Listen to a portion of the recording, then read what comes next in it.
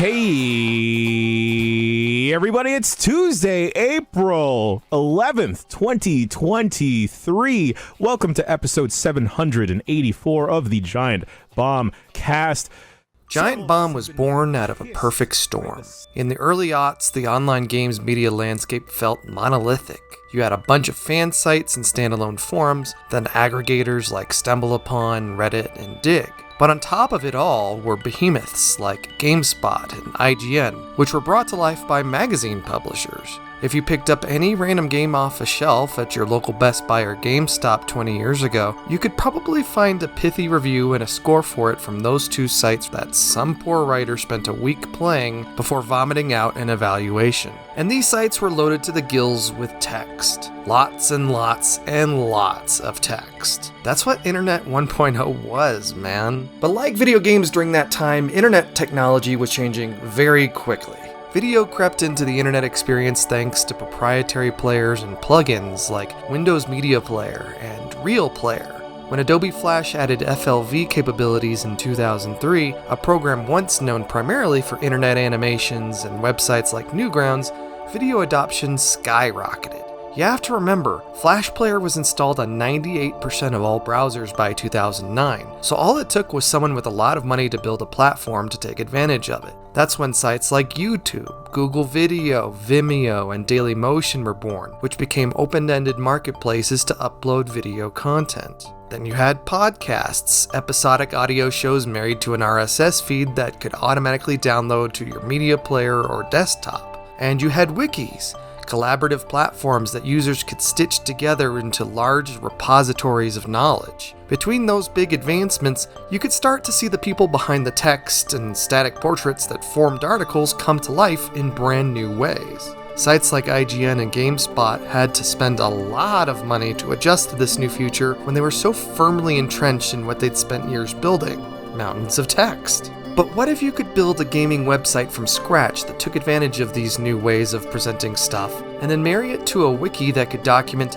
every video game ever created alongside the concepts that made them work and the developers who actually made them? And what if a couple veteran games journalists were suddenly available to breathe life into that content with authentic gaming chops and an established editorial voice? You'd have the gaming site of the future with a dedicated community right off the bat. Enter GiantBomb.com. Giant Bomb stood out for all of its founding reasons: the technology, the personalities, the attitude, and it helped transform games coverage by not taking itself so damn seriously. In 2008, Jeff Gerstmann, Ryan Davis, Brad Shoemaker, Vinny Caravella, Drew Scanlon, Dave Snyder, and a bunch of San Francisco adjacents became the cool new internet gaming crew steering this new personality-driven and forward-thinking games website. They didn't need to review every game ever published, or chase down press releases, or conduct all the mundane business of games media of the day. They just played games and talked about them. They were a group of friends you'd never met having fun doing what they loved, and we were blessed for being able to experience it. It's been 15 years since Giant Bomb emerged as the upstart Whiskey Media's flagship vertical, and changed the landscape of video game coverage forever. Not hindered by YouTube's 10-minute uploads, their gaming videos, ironically called Quick Looks, could go on for hours, something that shocked publishers at the time. The Giant Bombcast became one of the most popular podcasts of all time, more popular, it seemed, than the website itself. Giant Bomb was on top of the world. But the very conditions that created Giant Bomb wound up becoming many of its limitations. Today, the site looks and feels very different as it's been traded between corporate owners and, frankly, content farms. In just the past 5 years, the entire original crew has churned out of the roster, and what remains is kind of a skeleton crew of post-pandemic streamers who have had the budget to get together in person from time to time. Modern Giant Bomb looks a lot like any other gaming outlet born out of the scene that Giant Bomb once pioneered. In hoping to better understand what happened behind the scenes over the years, I reached out for deeper thoughts from Giant Bomb employees past and present, and, well, didn't get anything back. The site's newest owner, Fandom, wasn't interested in collaborating, and some recent personnel shakeups on the site probably made employees skittish about commenting on camera about their time on the site. Of course, not being from the traditional games industry with a small YouTube channel probably didn't help. I've been following Gerstmann and the crew since 2009 and have consumed thousands of hours of their shows over the years, so I wanted to explore what made Giant Bomb special and how its legacy will endure far beyond the fate of the site or its crew. Join me as I dive deep into the ticking heart of a massive gaming explosion. It may not be the first, but it is the nth review, number 21, on Giant Bomb, brought to you by my patrons at patreon.com/the nth review. What is Giant Bomb? It's a website about video games. Are you ready to ride the roller coaster? You've seen all the Godfathers, yeah? No, I saw half the first one and got bored. Only 90s Giant Bomb fans will understand this one. Guys, I have good news. I am now the proud owner of Batman.com. Dr. Tracksuit's coming, and my mission is to prescribe pain. And so yeah, that was the first time I tried to make egg whites. GiantBomb.com, what's that? It's a website about video game. There you go. Great. Now I've got a little map. All right, we'll have a discard pile over here. Yeah, throw all those away. Put them in put them in the Goldberg bag. Okay, the Goldberg bag. To explain how Whiskey Media and subsequently Giant Bomb came to life and its various ebbs and flows of existence that I'm going to hit on repeatedly over the course of this video, we had to do some pretty hardcore corporate untangling. Basically, I'm going to take a bowl of M&A spaghetti and sort out each individual thread of pasta so that we have a foundation for what's coming next. Okay? Okay. Bear with me, this is pretty important. The first element of this rat's nest is publisher Ziff Davis. If you're familiar with gaming media and are at least my age, this is a familiar name. The company was founded in 1927 as an advertising agency and morphed into a publisher that wound up owning several TV stations. Remember TV stations? Remember TV? Ziff Davis became known for their hobbyist magazines, and for the sake of this video, their stable included publications like Electronic Gaming Monthly, Computer Gaming World, and the official PlayStation magazine. This squared them against publisher Future, who wound up with the official Xbox magazine, and Nintendo, who self-published their own Nintendo Power. Computer Gaming World wound up rebranding as the Games for Windows magazine. The official publication of Microsoft's gaming initiative kicked off with Windows Vista in 2007, so they had that too, for a couple years anyway. In 1988, Ziff Davis embraced the internet on services like CompuServe and then eventually AOL, with a portal called ZiffNet. ZiffNet was essentially a digital extension of their print magazines, and it became a big deal. It was eventually renamed ZDNet and then ZDNet. In 1994, a pair of PepsiCo employees, Shelby Bonney and Halsey Minor, co-founded CNET, another online technology portal with dreams of getting into television as well. CNET was a portmanteau of computer network, which, sure. They were a forward-looking company built for the internet and video. One of their first TV shows, The New Edge, featured a young pre-American Idol Ryan Seacrest in 1996. Is it true that at age 7, you lost your bathing suit in a swimming pool? No. CNET built TV.com that same year, then MP3.com a year later, as the digital audio format began to gain traction. At the peak of the .com boom, they began their empire building in earnest. GameSpot was founded by a trio of IDG employees in 1996, under the banner Spot Media Productions. In the early days of the consumer internet and millions of mailed-out AOL discs, it was a really big deal to have a big dedicated gaming website. I couldn't find exactly when it happened, it must have been pretty quick based on the footers and links from the Wayback Machine, but Ziff Davis bought Spot Media and GameSpot sometime in late 1996 or early 1997. GameSpot was tucked into Ziff Davis's online unit ZDNet because that just made sense. While ZDNet pushed Ziff Davis content to the internet, ZDTV was a TV channel that produced TV shows based on Ziff Davis content. The station was 1/3 owned by Vulcan Ventures, the venture capital vehicle created by Microsoft co-founder Paul Allen. This guy. ZDTV is where GameSpot TV came out of, which is how GameSpot editor Jeff Gerstmann wound up working with Adam Sessler in a very kind of distant way. You know, if Sega doesn't come out with the biggest console launch in history when it comes out in the US, they're dead, they're finished, they're over. Vulcan wound up buying the other 2/3 of ZDTV from Ziff Davis and bought the naming rights to continue to be ZDTV until 2000, when they rebranded as Tech TV. Adam Sessler's GameSpot TV became Extended Play, which became X-Play. The whole channel was sold to Comcast in 2004, where it was merged into their 24-hour gaming channel G4. About a decade later, G4 was ground into dust entirely, with a meek revival about a decade after that. But the biggest moves were yet to come. Ziff Davis spun off ZDNet in 1999, and the following year, CNET bought it for $1.6 billion.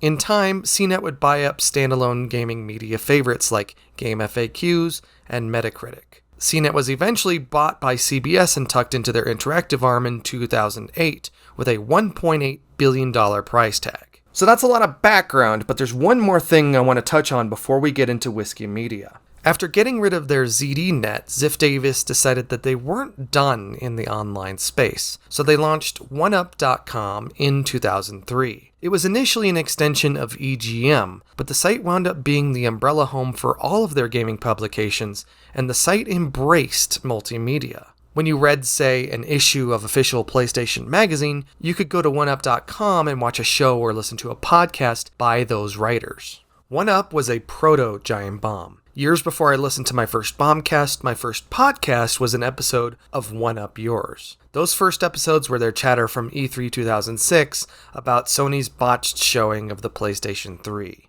You remember the year. Powered by Namco, it's Ridge Racer. Ridge Racer! Remember that one? With One Up Yours, I got to listen into this weekly 2 to 3 hour long conversation about gaming and the industry between folks inside it. I got to know host Garnet Lee and his colleagues Luke Smith, John Davison, and Shane Bettenhausen. Compared to GameSpot and IGN, OneUp seemed like an underdog. They also had shows like Broken Pixels, an early Let's Play video series where Sean Baby and a few other OneUp staffers would play crappy games, Mystery Science Theater 3000 style, in edited videos that were barely 10 minutes long. In retrospect, I wish I'd gotten more into the other OneUp shows and podcasts, like the Games for Windows Brodeocast. This is a really tight-knit community of games journalists and reviewers with a bright rapport, fundamentals that would set up Giant Bomb for success. It was my first real taste of what gaming media could be. And there might be some of you saying, well, GameSpot was doing this with Jeff Gerstmann and Ryan Davis for years. And you're right! But OneUp.com wasn't long for the world. Parent company Ziff Davis encountered massive financial struggles and declared bankruptcy in 2008. It was subsequently sold to Hearst, which you may remember for Yu-Gi-Oh!, or at least its turn-of-the-century clench fist logo. In early 2009, Hearst would end up gutting the site and its staff. I cried. It was such a huge deal to me. Even though the One Up Yours podcast trucked on, which was now in its third or fourth name by then, it kind of wound up being one of those one man with a guest show in some episodes. In the latter half of 2009, I needed a new gaming podcast fix, and that's when I found Giant Bomb. Now we can talk about Whiskey Media. So let's come back to Shelby Bonney.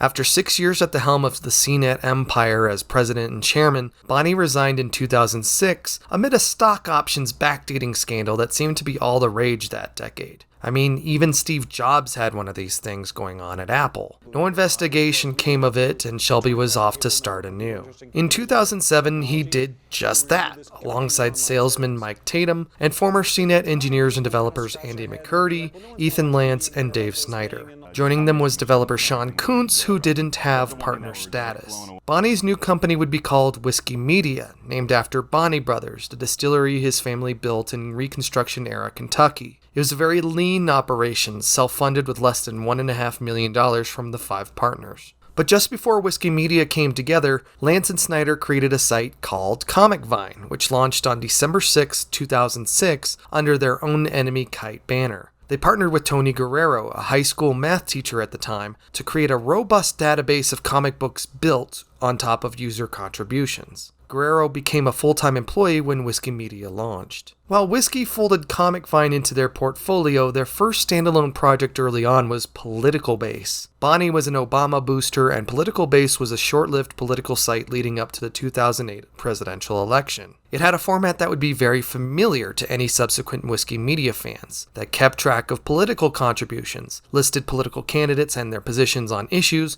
and generated forums that allowed users to chime in. So how is Whiskey Media different than, well, other media companies that were springing up at the same time? Whiskey wasn't just building websites, they were building a platform. Web 1.0 of the late 90s and early aughts was about individual websites, but Web 2.0 in the mid to late aughts was about platforms. These platforms weren't just lists of products for sale or static walls of opinions presented, but far more dynamic and technical entities that allowed for massive amounts of user contributions that were logically networked together. You had the rise of Wikipedia, which aimed to be the sum of all human knowledge, but you also had the rise, for better and worse, of social networks. Different platforms struck different balances between editorial content, which was very expensive to produce, and user-contributed content that didn't cost hardly anything at all. MySpace had an entire media production arm that brought celebrities on camera for exclusive features. This was relatively easy for them to do, being based in Beverly Hills. On the other hand, Facebook let their users do the talking, simply providing the platform and the tools to do just that. Look at which one survived. It was these large, complicated, and highly technical platforms that formed the foundations of many of the apps that we use today. We don't use Foursquare anymore, but we definitely contribute to Google Maps, or order delivery with DoorDash, or drive strangers around with Uber or Lyft. But not all sites were becoming platforms. On the far side of the equation was the rise of blogs, where you could journal out loud with sites like Blogger and Tumblr. Businesses liked the low-friction nature of the format as well, so we got outlets like Engadget, Ain't It Cool News, and Cracked, where gossipers, journalists, and comedians could write about happenings in their industries without the need of the strict deadlines of a periodical like you had at local newspapers, or even the big ones like the New York Times. Blog sites like these struggled for years to earn legitimacy. Whiskey thought a bit bigger, spending years straddling the line between editorial and platform. In an interview with the New York Times in 2008, Shelby laid out what would set them apart. What blogs figured out was how to create a scalable, inexpensive model. But there's not a shelf space for content, Mr. Bonney said. Content is hard to organize, and it's hard to be a reference. If you think about how you create a community, you have to create anchors for community to congregate around. Whiskey's platform had wikis that allowed information to aggregate, as well as the intelligent connections and shelves upon which all of their sites would be anchored upon. These were, as Whiskey put it, created by fans for fans. For political base, the platform was built around webbing together candidates, issues, and fundraising. For Comic Vine, it was comic issues, authors, and artists. For Giant Bomb, it would be games, people, development studios, and mechanical concepts. As users contributed images and wrote content, they would be given points that would give them moderator status over the content of others, ensuring some kind of continuity of quality and a transitive feeling of ownership. At least on paper. Each site then also had to figure out how best to organize all of this data in a way that made sense to newcomers and longtime contributors alike, while also driving engagement. Whiskey sites had all the creature comforts of the era, like auto-generated comment sections on virtually every piece of content, as well as web forums. But they also allowed users to blog on their site while curating lists of content that easily sourced from increasingly large databases of content. Years before Letterboxd, I was able to build a list of all the movies I'd ever seen on screen, Whiskey's movie site. Whiskey then licensed use of their API to export data from their wikis for commercial use, so you could find Giant Bomb game data on other sites like Twitch.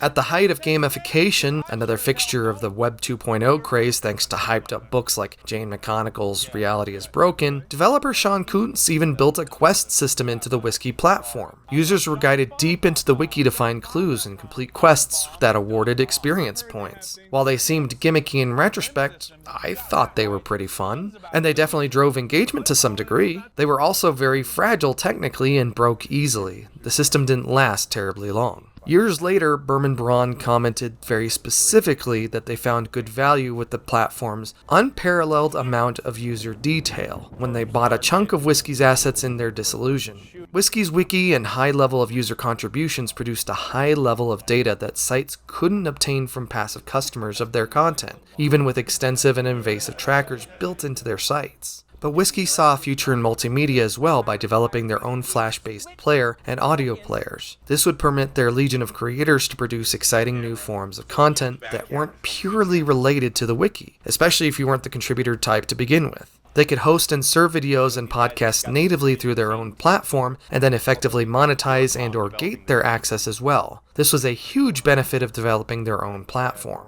Bear in mind, uploading audio and video wasn't a feature for users because doing things this way was very expensive. Even with the rise of cloud services like Amazon's AWS, a small operation like Whiskey still ran into issues with serving and scaling an increasingly massive amount of data, especially as pages would fill with tens or hundreds of screenshots and then eventually thousands of hours of in-house video content that had to be served repeatedly over and over millions of times. Content-heavy websites like the Flash-based Newgrounds faced this problem around the turn of the century, hosting and serving users' files in an automated portal, forcing them to run adult ads to upgrade their hardware and keep the site running. Despite the importance of video on a site like Giant Bomb to bring their personalities to life, it was a massive liability on the back end. According to Dave Snyder, hosting video for Giant Bomb in 2008 through 2012 meant home rolling our own streaming service, chat service, and edge-based video platform. We had an all-star engineering team, we had one of the largest podcasts in the world, and the hosting bills were killing us. Getting an audience with good content was easy. Monetizing it was very difficult.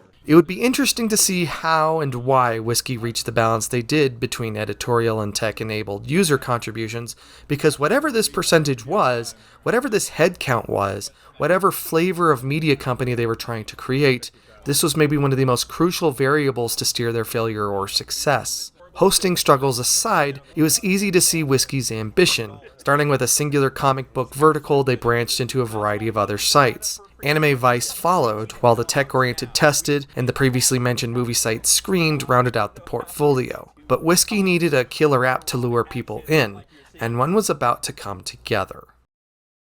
You want to hear the ringtone? Dude, since lunch, when we were talking about your Crazy in Love ringtone, that has been playing through my head over and over again. So just play it, just so I can get that out of my system.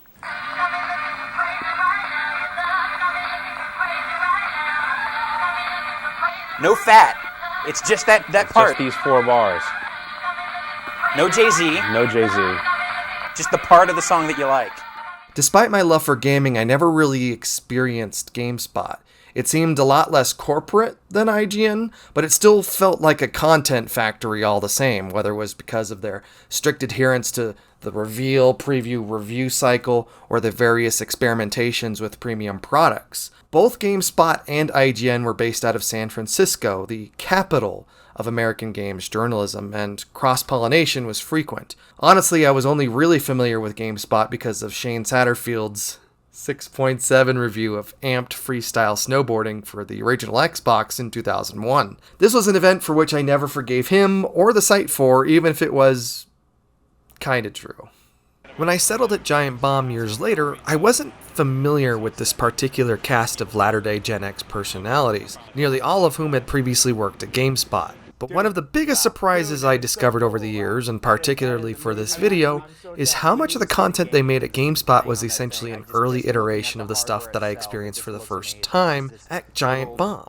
As someone who didn't grow up with GameSpot, you'll have to forgive me for gaps in my knowledge and thousands of unwatched hours of GameSpot programming. GameSpot was built for and existed in an ideal time to transition from games print to audio and video, and the talented hands there were more than willing and able to take on the responsibility. They had skits and animated things, they were theatrical, there were awkward performances. Dino Crisis has always been Capcom's sort of second-tier survival horror series.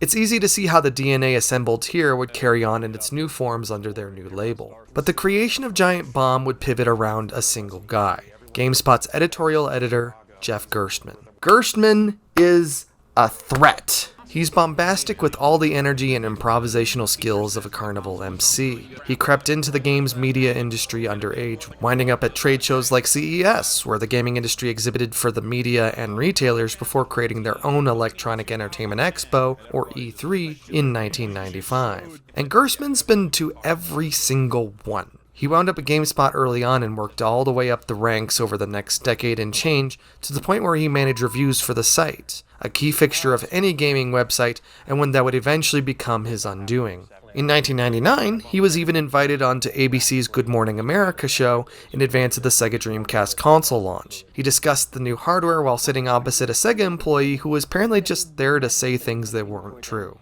He has an encyclopedic knowledge of gaming going back decades. His garage, for the longest time, was full of acquired random gaming crap and thousands of games he's cataloged, documenting the process through sporadic updates over the years. Any time ancient games or consoles are brought up, he's ready with an anecdote or historical fact about them. His editorial voice is defined by his candor and improvisation, so his verdicts always come off as authentic and best delivered off the cuff in a podcast or live setting rather than in his writing. He's known for his cynical takes and dark sense of humor, a humor that attracts similar weirdos and created some of Giant Bomb's most incredible moments. He loves wrestling and has some interesting contacts. But I had to get out of Boston.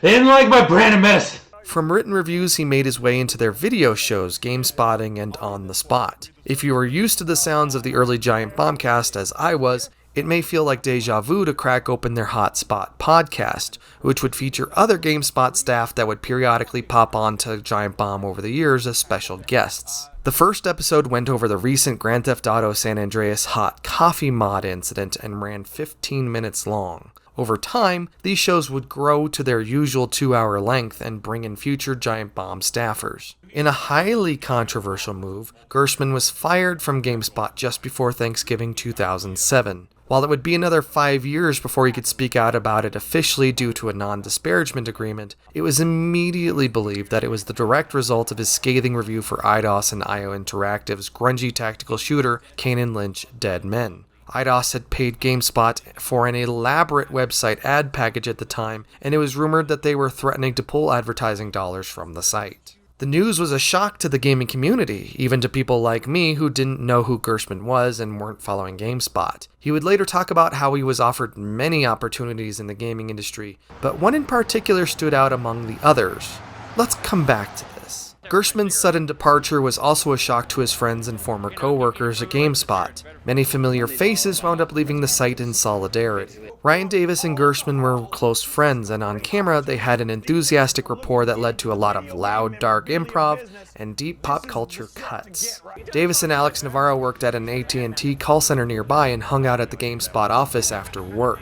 In a blog he posted after Gerstmann's firing, Davis reflected on their friendship and how it landed him a job on the site part-time in the spring of 2000 doing email support, working in the office a single day a week. Davis later moved into writing and on-camera roles, proving to be an effective pacekeeper and host, serving as co-host of the On the Spot live weekly show with Rich Gallup, and co-star with Gerstmann in their animated Time Trotter series. Dave Snyder explains in their How to Build a Bomb mini-documentary series that he knew Davis, so when Gerstmann was fired, Davis served as a go-between between the two. With Gerstmann on board, he and Davis would become co-founders of Giant Bomb. Snyder and Gerstmann would later reflect that Davis wasn't the most reliable with time. And our go-between was Ryan, which is both like the best and the worst go-between, probably.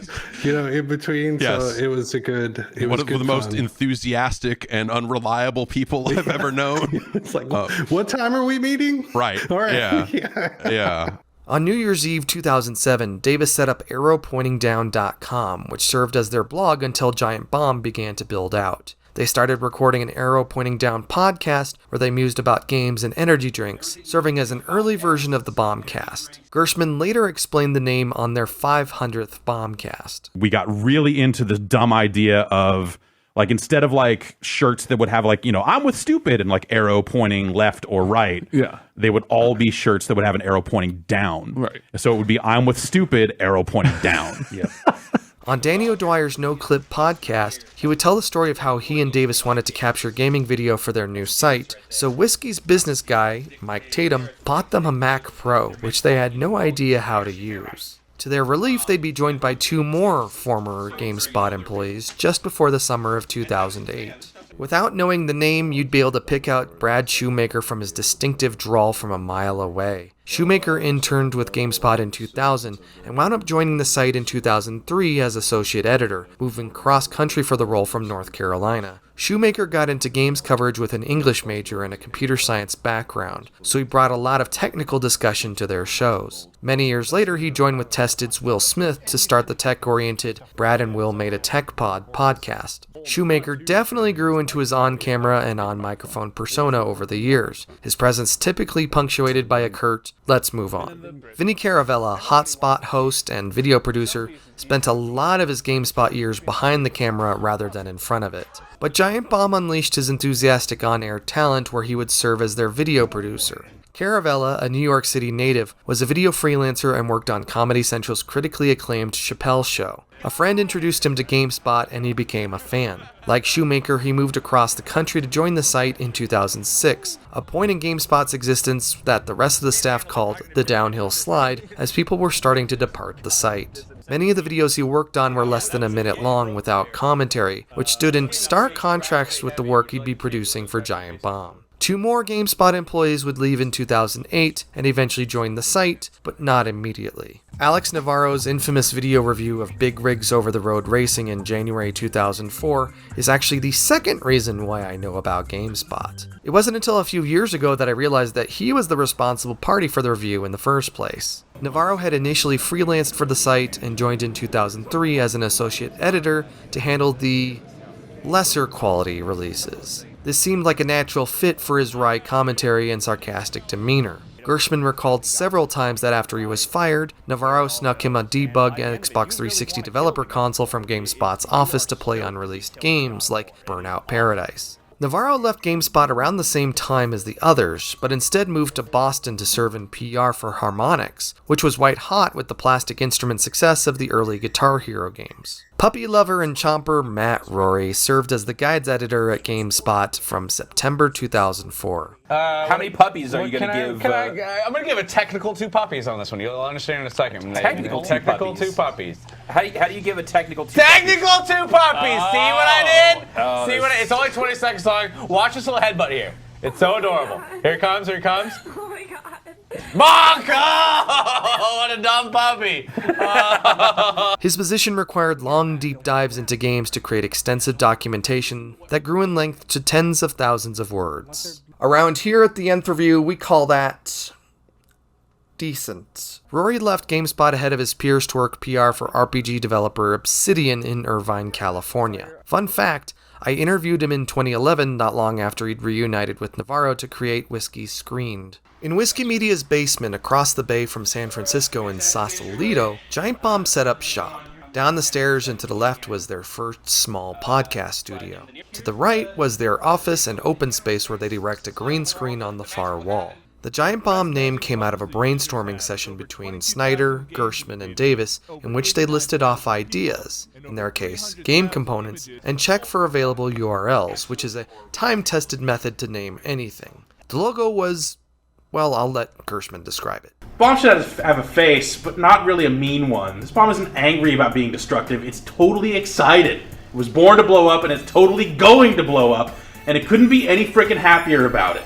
Maybe there's like a hint of mischief in there as well? With years together under their belts, Giant Bomb's personalities came together like a precast, well-oiled machine. Gerstmann, Davis, and Caravella formed a kind of Kirk, Spock, McCoy-esque trifecta. Gerstmann was the dark corner, Caravella the bright one, and Davis served as a bit of a moderator, greasing the wheels. You see this immediately watching How to Build a Bomb, particularly the latter episodes as they've brought on Caravella and Shoemaker ahead of the site's launch in July 2008. It felt like magic right out of the gate, and Whiskey's leadership let them do it. What came out years later is that this goofy chemistry and the content that came out of it was something that some staffers at GameSpot didn't approve of, presumably to keep a straighter profile. Giant Bomb then took that rebellious spirit and distilled it down into a formula that couldn't exist on its own at GameSpot. Just before Gerstmann was let go, GameSpot's producers were pushing those staff to conform shows like On the Spot to TV-specific lengths, 22-minute half hours and 44-minute full hours, so they could ship the content out to TV channels. This conforms with the managerial behavior that would eventually let Gerstmann go, and inform everyone else that they were best utilized elsewhere too. It wasn't just the team that had a good rapport, it was the many years of industry contacts they'd built up too, with many showing up on their stage couch or in their podcast booth. The first Bombcast I ever listened to featured Adam Boyes of Capcom and an unemployed John Vignacchi. Boyes would later wind up at Sony, where he showed up in a very famous video at the PlayStation 4 reveal, and he now works at Iron Galaxy with Dave Lang, another Giant Bomb regular. Vignacchi would wind up as executive producer for Disney's Infinity Toys to Life games. He had previously worked at Midway at that point, where he served as PR for Crimecraft, a not good free-to-play Grand Theft Auto-ish action game that was sold exclusively at Best Buy.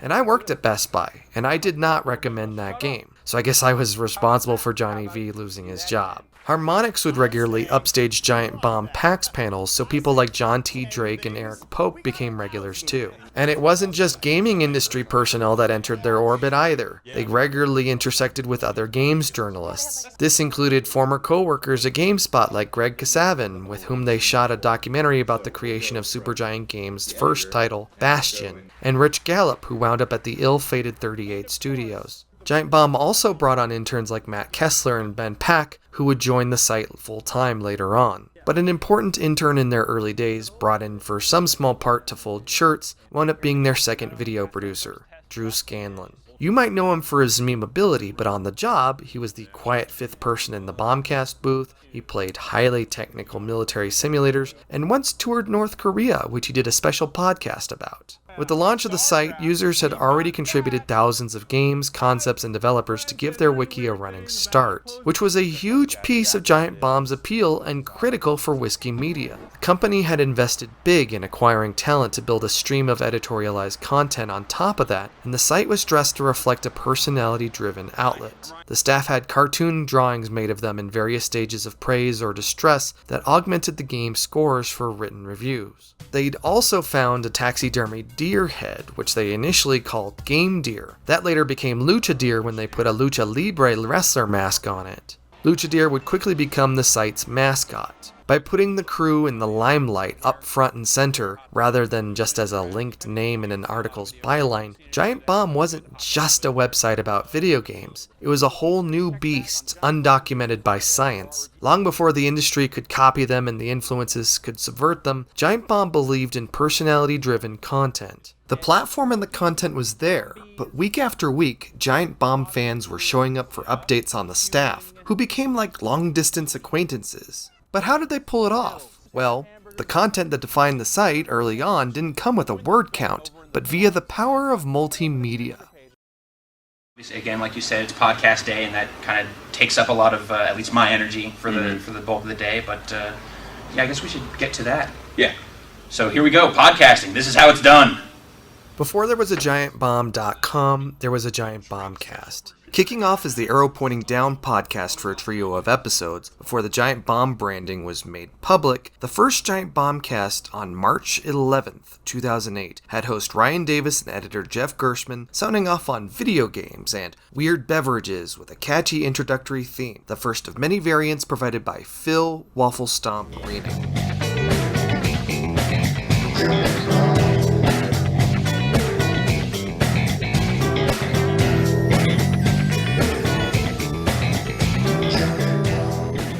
Those first episodes were humbly made, originally over Skype and recorded with whatever equipment they had lying around, including Rock Band microphones. A few months later, on June 3rd, Shoemaker and Caravella would complete this reunion of the Hotspot group and serve as the Bombcast lineup for years to come. Like so many other listeners, the Bombcast became a Tuesday night ritual for me for years. When an episode wasn't uploaded by mid-afternoon, I'd check out the waiting room thread in the site's Bombcast forum, where more diligent fans than I would scrape together any kind of information, usually a tweet from one of the crew's Twitter accounts, to try and explain the delay. Episodes with guests were even more exciting considering the company that the crew kept. The Bombcast was immensely popular, and I was one of many who was listening to the show for weeks or months before I became a regular on the site, watching their video content, which lured me deep into the Giant Bomb content ecosystem. The Bombcast's 3-act format of games, news, and emails wasn't terribly original. I was very familiar with it thanks to Garnet Lee and the One Up Yours crew, but it was a sturdy formula they've utilized for nearly 800 episodes since. The show's typically brief introduction brought people up to speed on the happenings of the crew, like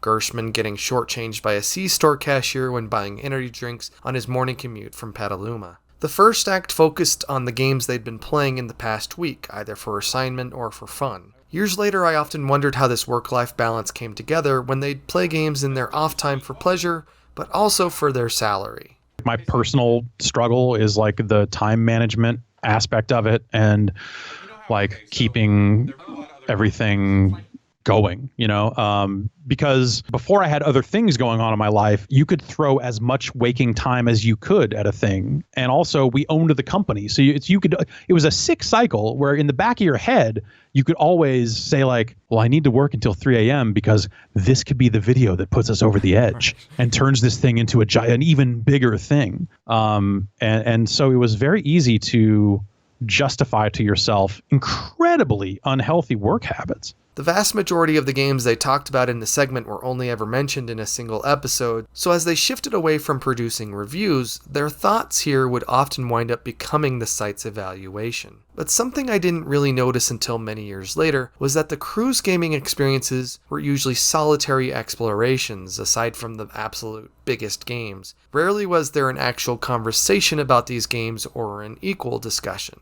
It was usually one person playing a game, delivering their impressions, while the others gently poked and prodded with questions along the way. This was something very benign, if it rarely seemed to matter at all, but there was a specific example of how this turned out to be a liability that I'll get to later on. In the second act, the crew ran down the gaming news of the week, philosophizing about the seismic moves of the platform holders and speculating about movers and shakers. This was usually how I got my news about the industry beyond the superficial reposts of press releases that wound up everywhere else. But there were absolutely times that their games journalism bubble was apparent, especially when I personally met with hundreds of gaming customers in the games retail job I was working at the time every single day. Their opinions about what would affect most or even typical gamers were sometimes not the most realistic. Likewise, it was frustrating when they never had opinions about Android as a gaming platform when most gamers had Android phones. And just for reference, I did finally convert from Android to iPhone last year, but that doesn't give them an excuse. Like, seriously, Brad, hang on. Seriously, Brad, you're this huge tech enthusiast who loves to tinker with stuff, and I listened to the Tech Pod until like a year and a half ago, and you never had an Android device. How does that even work, my dude? It doesn't. You talk about building Linux boxes, but somehow Android doesn't exist in this universe, which are the perfect devices to mod and tinker with. It really made the show super weird to listen to.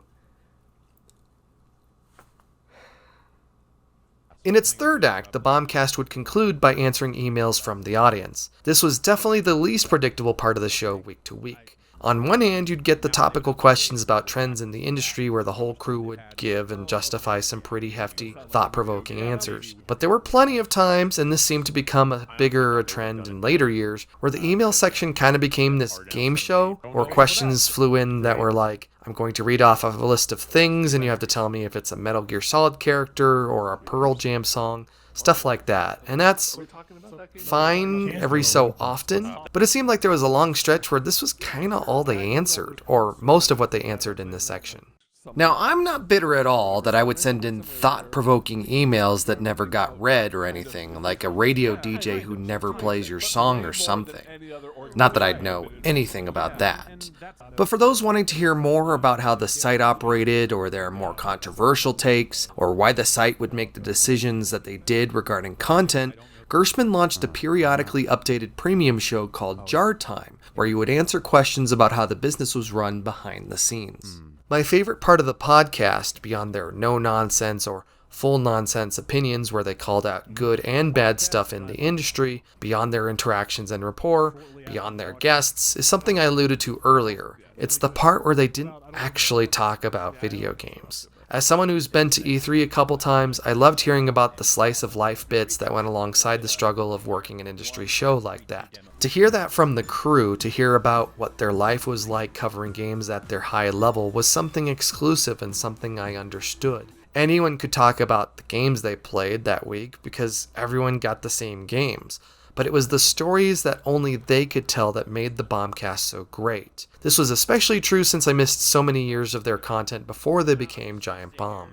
For nearly a decade, the Bombcast was exclusively audio, available through the site player or anywhere you listen to podcasts. But on July 26, 2016, after an office move, the Bombcast came in video format. And not just video, but live video, allowing fans to theoretically interact with the crew in real time. What's interesting is how long it took for them to get to that point, because video bombcasts are something they discussed during their famous pancake breakfast over 4 years earlier. The bombcast would be joined by a batch of other podcasts over the years too. There was the Beastcast on the East Coast, but staffers would bring out Dancers by GameSpot's Danny O'Dwyer and Dan Reichert. There was Alt F1, later Shift F1, which covered automotive races with O'Dwyer and Scanlon. And then there was the stoner-themed voicemail dump truck with Gerstmann and Pack. There's even more than that too. You know what there was also a lot more of? With a series of bumpers and a 2-note audio stinger they used for years, it was easy to tell from an office away that a Giant Bomb video was kicking off. Compared to the spinning 3D robots and otherwise relatively conservative construction of their work at GameSpot, Giant Bomb's videos were fucking weird, and it was amazing. Their green screen allowed them to do some incredibly interesting stuff visually, and eventually serve as virtual sets long before it was a YouTuber trope. They leaned into weird, complicated editing, and Caravella cranked up the absurdity of the site's sense of humor. This would transition to their live content with rampant manipulation of their TriCaster interface. It felt like there were few templates to use, little uniformity to pursue, which allowed their features to stand out. But flipping through Giant Bomb's earliest video content, we understand what was really in demand in 2008. Lots of game trailers. YouTube was definitely a thing at that point, but gaming sites made chunks of change by hosting videos of upcoming games on their own property, where they could control ads and analytics. Then you could embed that content into your text articles and maximize revenue. This eventually made less sense economically as publishers began using YouTube more and more. Another hallmark of this era, held over from GameSpot, were video reviews, in which a green-screened bomber would talk about a game with a pre-written script, spliced against footage, kinda like, you know, what we're doing here. It's pretty nuts. I mean, why it's the green screen? Even at 5 to 10 minutes in length, these apparently took a lot of time to produce and lost relevance as reviews did altogether. They stopped making these by 2011, but it's interesting how the video review format took off in other ways, often stretching for hours and getting really in-depth about the game's themes, production, and features, something that would have been impossible for an outlet like Giant Bomb to justify in the late aughts. But I can't talk about Giant Bomb's early video innovations without talking about the Quick Look. Let's Plays were nothing new.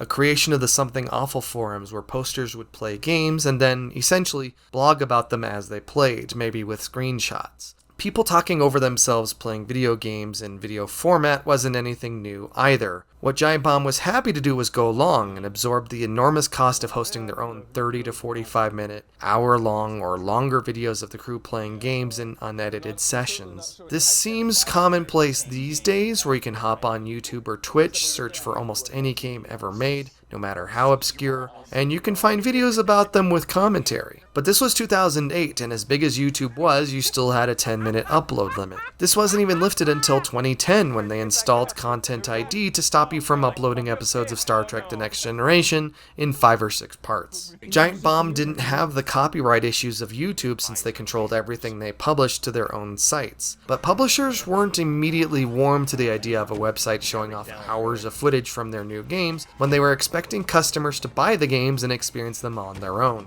A famous early example of publisher restrictions came with their preview footage of Killzone 2, an intensely cinematic flagship shooter for the PlayStation 3. Since they were only allowed to show off 3 minutes of footage, something that other websites would have just edited down with elaborate commentary, they went longer, drawing in cutaways with like Microsoft Paint to skirt their limit. It was a relief to be able to go to Giant Bomb and see a quick look go up for a new game you were curious about that would give you a look and a feel, as well as some fun commentary from a group of gamers you enjoyed watching and hearing from. As someone who grew up watching his dad play PC games, it was immediately a familiar format. But what separated Quick Looks from nearly everything that developed on the internet afterward is that because Giant Bomb had a professional full-time staff, there were always at least 2 and sometimes 3 or more people in the video. This meant there was constantly an ongoing camaraderie that generated new favorite memes and memories that would usually enter into a feedback loop with the Bombcast, their live content, and so forth.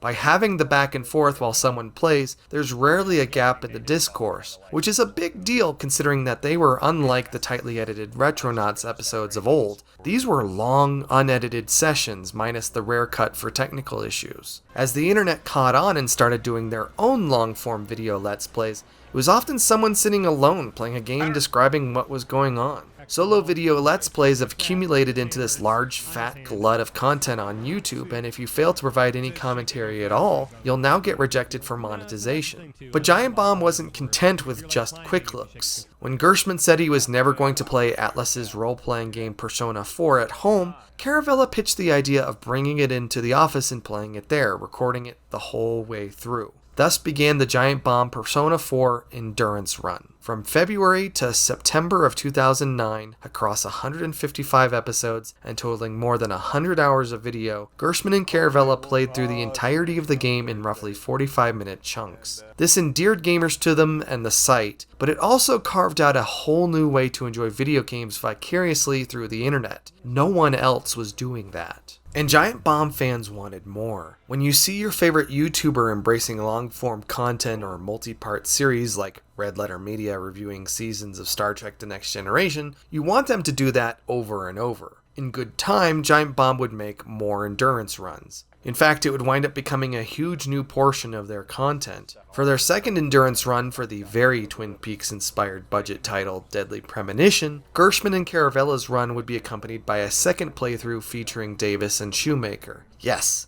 that meant they did 2 endurance runs at the same time. I watched the Davis-Shoemaker run from end to end when I hadn't gotten into their Persona 4 run. Half a decade later, Caravella would head up their next endurance run for the original Shenmue. They played through a lot of other games under standalone series as well. Scanlon and Dan Reichert played through the 5 Metal Gear Solid games plus Metal Gear Rising Revengeance. Caravella played through the Castlevania games, Ben Pack through Kingdom Hearts, and so many more. There were lots of other video features too. In the early days, they'd be invited overseas to see games on a more frequent basis, which led to some amazing travelogues, like Davis and Caravella winding up in Liverpool for Bizarre Creations Blur, or Scanlon and Patrick Klepek in Iceland for EVE Online. The crew regularly pulled out their flip camera, I think it was a flip camera, to show off all the weird and interesting things that fans were sending in near-weekly mailbag episodes. Notable episodes involved promotional items that publishers would send out, like this package of raw meat mixed with soldier bits for Cliffy B's Bulletstorm.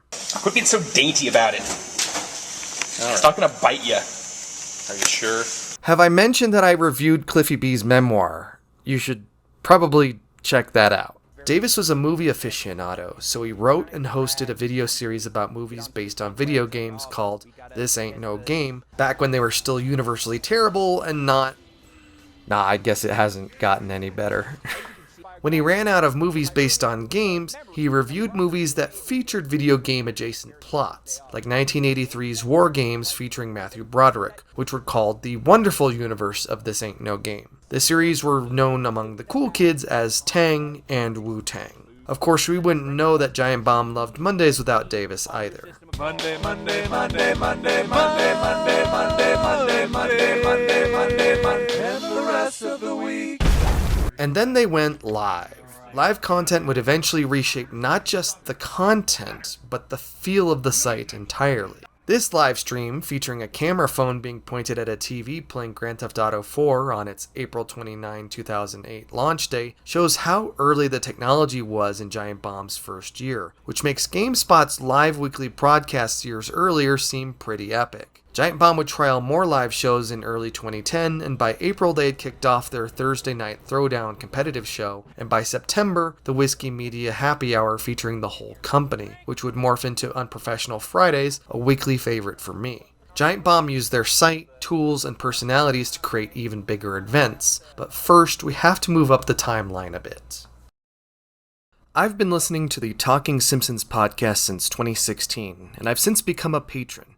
Hosted by Bob Mackey and Henry Gilbert, I love hearing the commentary on each scene, about the cultural references, as well as hearing about their own life experiences.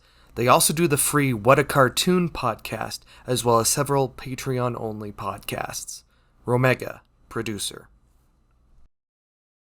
I'm excited about the new space. I'm excited about having all of us, all the whiskey people, all in one space. Yeah, that'll be awesome. I'm excited about our new studio spaces. I'm excited about the new podcast room. I'm excited about our crazy bar because I haven't seen any of this stuff for myself. So I feel like we'll all break it in, I don't know, a month, and it'll just feel like we've been there forever. Maybe a week.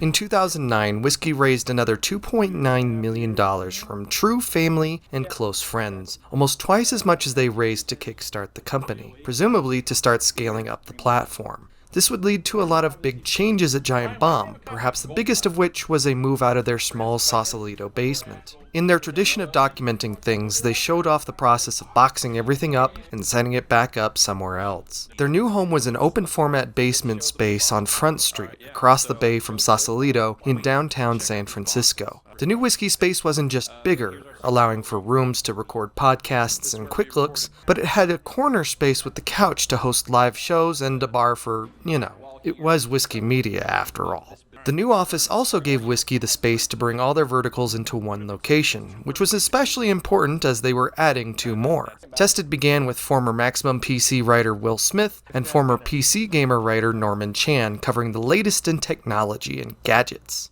They'd even build big Lego sets in a series with disastrous conclusions.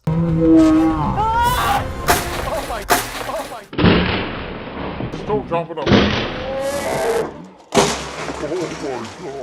Screened lured GameSpot alums Alex Navarro and Matt Rory from their gaming industry PR positions to talk about movies. Years before Vox sites like The Verge and Polygon or CBS's GameSpot would add film coverage in-house, this felt like a full-throated attempt to build a site and database around movies. Giant Bomb also made another hire during this by scooping up Patrick Scoops Klepek. Klepek was a news hound who, among others, had broken the story of the sacking of Infinity Ward founders Vince Zampella and Jason West by Activision after the insanely successful launch of Call of Duty Modern Warfare 2, a duo who were owed a large sum of royalties. In an interview with Overload, Klepek reflected on an awkward first year not being trained for podcast or video at an outlet that relied so much on being heard and seen. He addressed the harassment he got being just outside of the parameters of what Giant Bomb fans expected crew members to be like, act like, and work like. I remember his awkwardness from that era despite how hard he worked on shows like Bomb in the AM with Alex Navarro, who had just moved to New York and was working with Giant Bomb part-time. With all of these verticals in one place, you had a lot of exciting intermingling and cross-pollination between them. It was also easy to get into one whiskey site and then become immediately interested in another, which made their next big pitch especially important.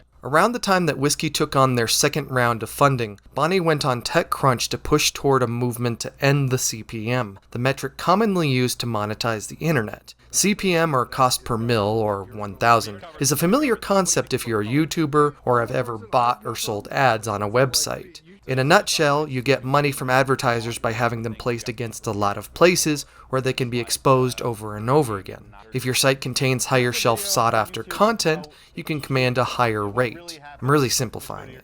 Bonnie was very much raging against the content farms and one weird tricks of the era who capitalized on innate human curiosity with clickbait. But reality had limits, and I'm sure at one point he probably felt like he was a lone crusader in this because Whiskey still needed to sell ads and monetize their distillery API access among other revenue opportunities. But they still had something new and different up their sleeves, and that's when Whiskey bet on something big: memberships. In September 2010, Whiskey Media unveiled the Whiskey Pass, a $4.95 monthly subscription with a $49.99 annual option that gave you access to a bunch of exclusive content and a unified login across their 5 websites. Remember, this was 2010, before Kickstarter blew up, before Patreon was a thing, and Netflix was just starting to pick up with their online offerings versus just shipping DVDs to your home. Unlike Netflix, though, being a Whiskey subscriber felt like you were helping to build the Giant Bomb, or Tested, or Comic Vine you wanted to see. Whiskey was a very, very small company. Netflix in September 2010 was worth almost $8.5 billion. But they had other tangible benefits for membership beyond the warm, fuzzy, aspirational stuff. You'd get access to high-definition 720p video, as well as mobile video with an HTML5 player versus the Flash player they had been using. They were also future-proofing their content by encoding new videos and transcoding their previous videos into H.264 versus Flash's FLV format. Their biggest offering, however, was their exclusive videos and series. In their Front Street office, they even set up a 24/7 members-only stream perched over a red phone where people could call in and talk to any whiskey employee standing by. Over the years, the amount of exclusive content grew to become a robust deal on top of all the stuff they were giving away for free. Whiskey emphasized annual over monthly memberships with special avatar frames, gold instead of silver, but you also got a t-shirt out of it. Since they updated it each year, they became collector items. In retrospect, this felt like they were giving away the farm considering the benefit tiers of individual Giant Bomb-related Patreons a decade later. Listening to Gerstmann, Davis, and Snyder pitch membership, I can honestly say that this might be the brightest I've heard Gerstmann in a recording. This is their moment to show that if users invested the monthly or annual dollars, Whiskey and Giant Bomb could build out anything they wanted to do, without the need for a corporate and media conglomerate lording over them, pinching pennies. Would Whiskey Media become one of those corporate media conglomerates lording over them, pinching pennies? Maybe, but that was a problem for future Giant Bomb. They also promised, in a kind of Hail Mary stretch goal, a Giant Bomb World Tour if they hit 15,000 members. This was a very exciting idea because Giant Bomb only ever left the country in October 2008 to experience the Fall Tokyo Game Show, a period of time I was entirely unaware of because it happened before I'd come to the site. Beyond that, they only went international when publishers paid for it. With memberships, Giant Bomb and the other whiskey sites could shape their own destiny. It's a pitch that's very similar to creators like me, where giving me money allows me to do more stuff, or create more awesome content more quickly, or hire people, or get new gaming hardware, or upgrade the hardware I already have. It's the same thing. Yes, this is the very best time to slide in the Nth Review Patreon pitch. But it sounds the same, whether it's the Nth Review today or Giant Bomb over a decade ago. Or today, you can still be a Giant Bomb member today. The needs are the same: time, money, tech, and staff. While the pitch worked pretty well, there was one notable faux pas that they addressed so quickly that fans collectively forgot what could have been a huge disaster. Nearly 4 years before sponsored ads appeared in the Bombcast, or a lot of other places considering the Bombcast was so popular, Whiskey felt they needed a way to monetize the time they spent producing them. People loved listening to their podcasts, but their podcasts were free to access on the site or elsewhere, and it took each of the 4 Giant Bomb crew on the show each week 2 hours each to produce before Ryan would take it back, mix it, and edit it, add a description, a thumbnail image, on and on. It was a full person day's worth of work each and every week. Their original idea was that they would take the 2-hour Bombcast, which was sometimes even longer, and split it in half each week. Members could listen to the whole thing each week, and the free users could access the first half one week and the second half the following week. You still got 2 hours of Bombcast each week. If you didn't want to pay, half of it would just be a week delayed. Fans immediately revolted at the idea, and Giant Bomb quickly scrapped the concept. As Davis would point out in the following Bombcast, monetizing podcast hours was something that other sites were also struggling with. So when Giant Bomb announced the premium Bombcast plans, those sites reached out to thank them for breaking the ice on finding a way to monetize their podcast time, even though the Bombcast ultimately didn't go in that direction. To kick off the whole membership adventure, Whiskey created an 8-hour live extravaganza called the Big Live Show Live, a show segmented by the various Whiskey properties to get you to hop on board the membership train. If you were lucky enough to be there in person, you could drop down to the Front Street office after the show and hang out with the crew while Rory sang the theme song to Star Trek Enterprise.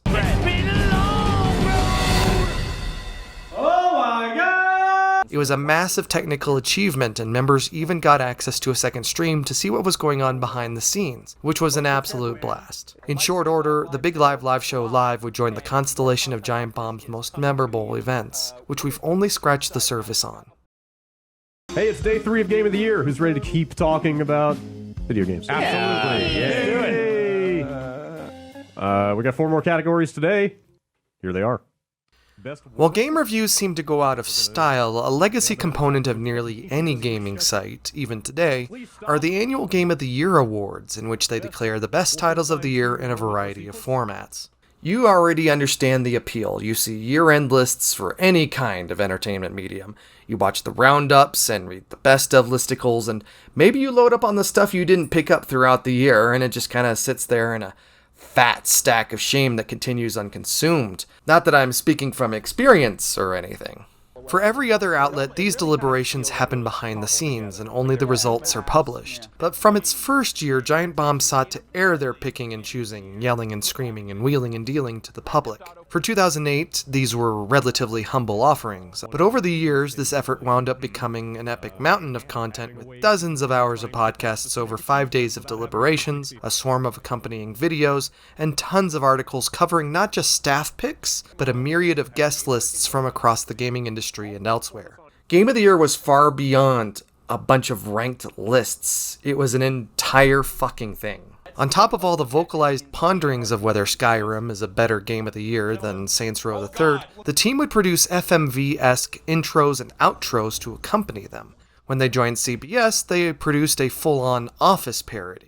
Without a studio in 2015, the crew produced videos at home and then had them stitched together, something that would involuntarily forecast what the pandemic era would be like. Even as Giant Bomb split between the two coasts, they would all return to the West Coast for as long as 2 weeks in early December to produce all of their Game of the Year content. The centerpiece of the annual proceedings were the 12 to 20 hours of deliberations, starting with individual categories, followed by a ranked top 10 list of the best games of the year. These discussions would start friendly enough as the crew knocked games out of contention, made cases for the games they thought should win, and then ordained winners. But then the knives came out. Sometimes it was in individual awards, but the tension usually rose when it came time to sort out their top 10 list, typically on the final day of deliberations. The participants, usually at their most exhausted, having fought things out for 4 days, will now start demolishing games that they'd already admitted to enjoying with the strongest critiques. During this phase, some staffers tend to lock down into whatever their prized game was that year to ensure it got to whatever level of respect it deserved, or lash out at a game that they didn't feel to be respected more. Oh my fucking god! You have never played Mass Effect 2 and you just cut it? Are you fucking kidding me? I'm gonna throw these headphones across the room. Okay, first of all, this is not news to you. Discussions would often get so passionate that sometimes it was hard to believe that these guys could still work together when they left the studio, which spurred all kinds of unsubstantiated rumors about staff relations. The crew tweaked the formula each year, and after a decade, they were making larger and larger changes. In 2019, Giant Bomb whittled their list of categories down to just a few, and spent 3 of the 5 deliberation days just going down a large list of games they played throughout the year, in order. And that year, I have to admit, was a bummer. And the reason why goes back to the fact that the staff played so many games in isolation. On individual podcasts, it would be fine if each person played individual games, but when you're talking about all of them, ceaselessly, in a row, it wound up being a bunch of people giving lonely accounts of these games with little to no conversation. If you were listening to both the Bombcast and the Beastcast regularly at that point, it got worse toward the end of the listing because people were just repeating what they said in a standalone episode just weeks prior. On his blog, Gerstmann defended the change while also reflecting on what the whole ritual had become. We like it and think it's a better representation of our year with video games. It helps focus the conversation and gives us time to actually talk about the games instead of just jamming in all the little let's talk about this game before we cut it things in the old format. Once I realized that the games we were cutting were leading to more interesting and passionate discussion than the categories, it was a pretty easy change to make. Also, the old format was done. Not interested in building more content specifically around who can argue the loudest, even if the answer, more often than not, was me. So we keep some elements of that in the end for people who like that, and because I still think trying to build a ranked list is ridiculous and sort of fun. But we don't have to build 5 days around it. It just feels way better. While it was nice to have a format that didn't stress the crew out so much after so many years of hearing the staff argue about video games over the holidays, that year in particular wasn't the best choice, and I think they recognized it. The biggest issue, in my eyes, was Giant Bomb not having a single game that they all agreed to play each month or each week that they could talk about together. When Caravella, Navarro, and Shoemaker launched Nextlander in 2021, this seemed to be a priority. Even though Nextlander talked about fewer games, they were able to talk about those games together and have in-depth conversations, even inviting the developer to augment the discussion. But as the Game of the Year deliberations evolved, everything else seemed to wilt over the years. The skits, which no doubt took tons of time to script, shoot, edit, and otherwise produce, were the first things to go. the sheer amount of content was admittedly a bit much at times, especially when they had articles recapping batches of other articles, because that was the best way to organize the avalanche of content they produced each year. But even as the site's roster grew over the years, they gradually produced less and less content, and it really felt like a hollowing out of the site's biggest offering. Game of the Year was a dependable truckload of content to look forward to, but my favorite content came out of the most hardcore gatherings, the trade shows. For many years, gamers have had annual holidays to celebrate their hobby and the industry all together, beyond the Game of the Year avalanche. Giant Bomb took advantage of these to fly everyone out, or nearly everyone out, and the results were almost universally amazing. It follows that Giant Bomb's biggest event beyond their Game of the Year stuff was gaming's biggest industry event, the Electronic Entertainment Expo, or the Electronic 3. Every year, just like they did at GameSpot, Giant Bomb would pack up their studio, move it to Los Angeles, and set up live shows, record podcasts, and have plenty of edited content as well. Early on, this included a lot of E3 news and trailers, something they eased off of as trends changed, and publishers began to take control of their narratives, something that would affect the stability of E3 altogether. Watching nearly a week's worth of content through the lens of Giant Bomb was probably the best way to enjoy the show without being there yourself. And it only got better as the years went on.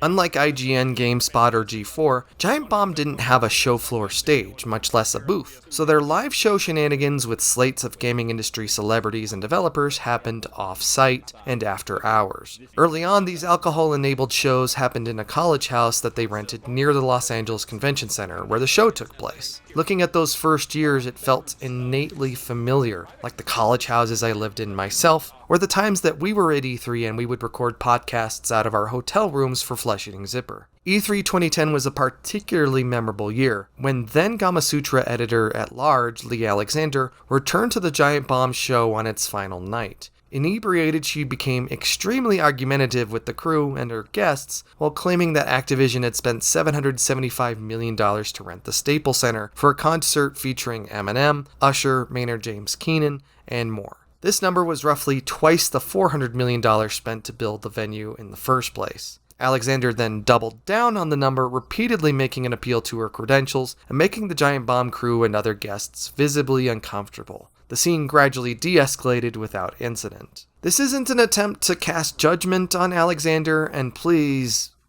for the love of God, don't harass her about what was honestly a misadventure from 13 years ago. The community did not respond well to the incident back then. It's okay to have opinions about someone, clearly, but apparently the whole thing made it to 4chan, where they began making social media accounts purely to harass her, which reflected a wider trend that was bubbling up at the time regarding women in the games industry, which would surface a few years later in a big way. The Giant Bomb crew eventually left the college house and rented out a studio that had been regularly used for porn shoots. They even found a script for a porno film while they were there. Then in 2014, they arrived at their last location, an undisclosed hotel meeting room where they had plenty of space for a green room and was apparently the closest they'd been to the LACC. Beyond being a larger venue, it was probably a more secure one too, since the year before, a bunch of their equipment had been stolen. As the years went on, the staffing increased, as did the technology, and the production values got progressively better, brighter, and sharper. They were even able to lure Xbox's Phil Spencer to the show for an interview, something that no doubt wouldn't have flown back in the house rented from a USC student, or under a rectangle of an executive like Matrick.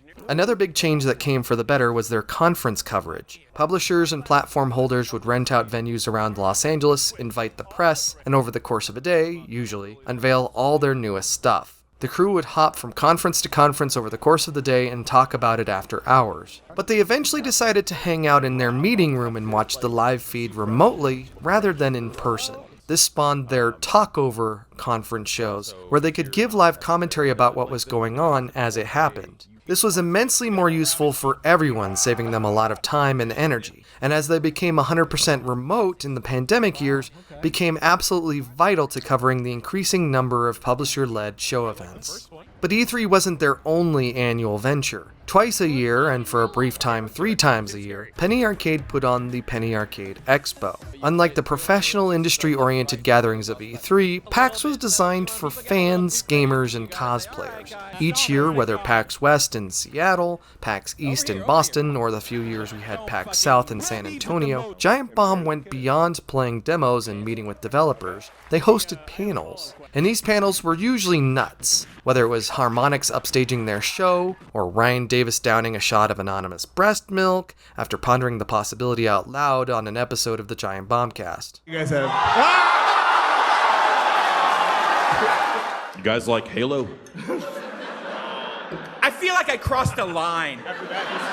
Inversely, when the Game Developers Conference came to San Francisco, Giant Bomb stayed home and invited developers into their studio. In 2014, Mortal Kombat creator Ed Boon was joined by former Midway co-workers Dave Lang and Johnny V. With an alcoholic assist, Lang and Vignacchi escalated into madness, helped in part by Caravella's TriCaster handling, making Boom visibly uncomfortable.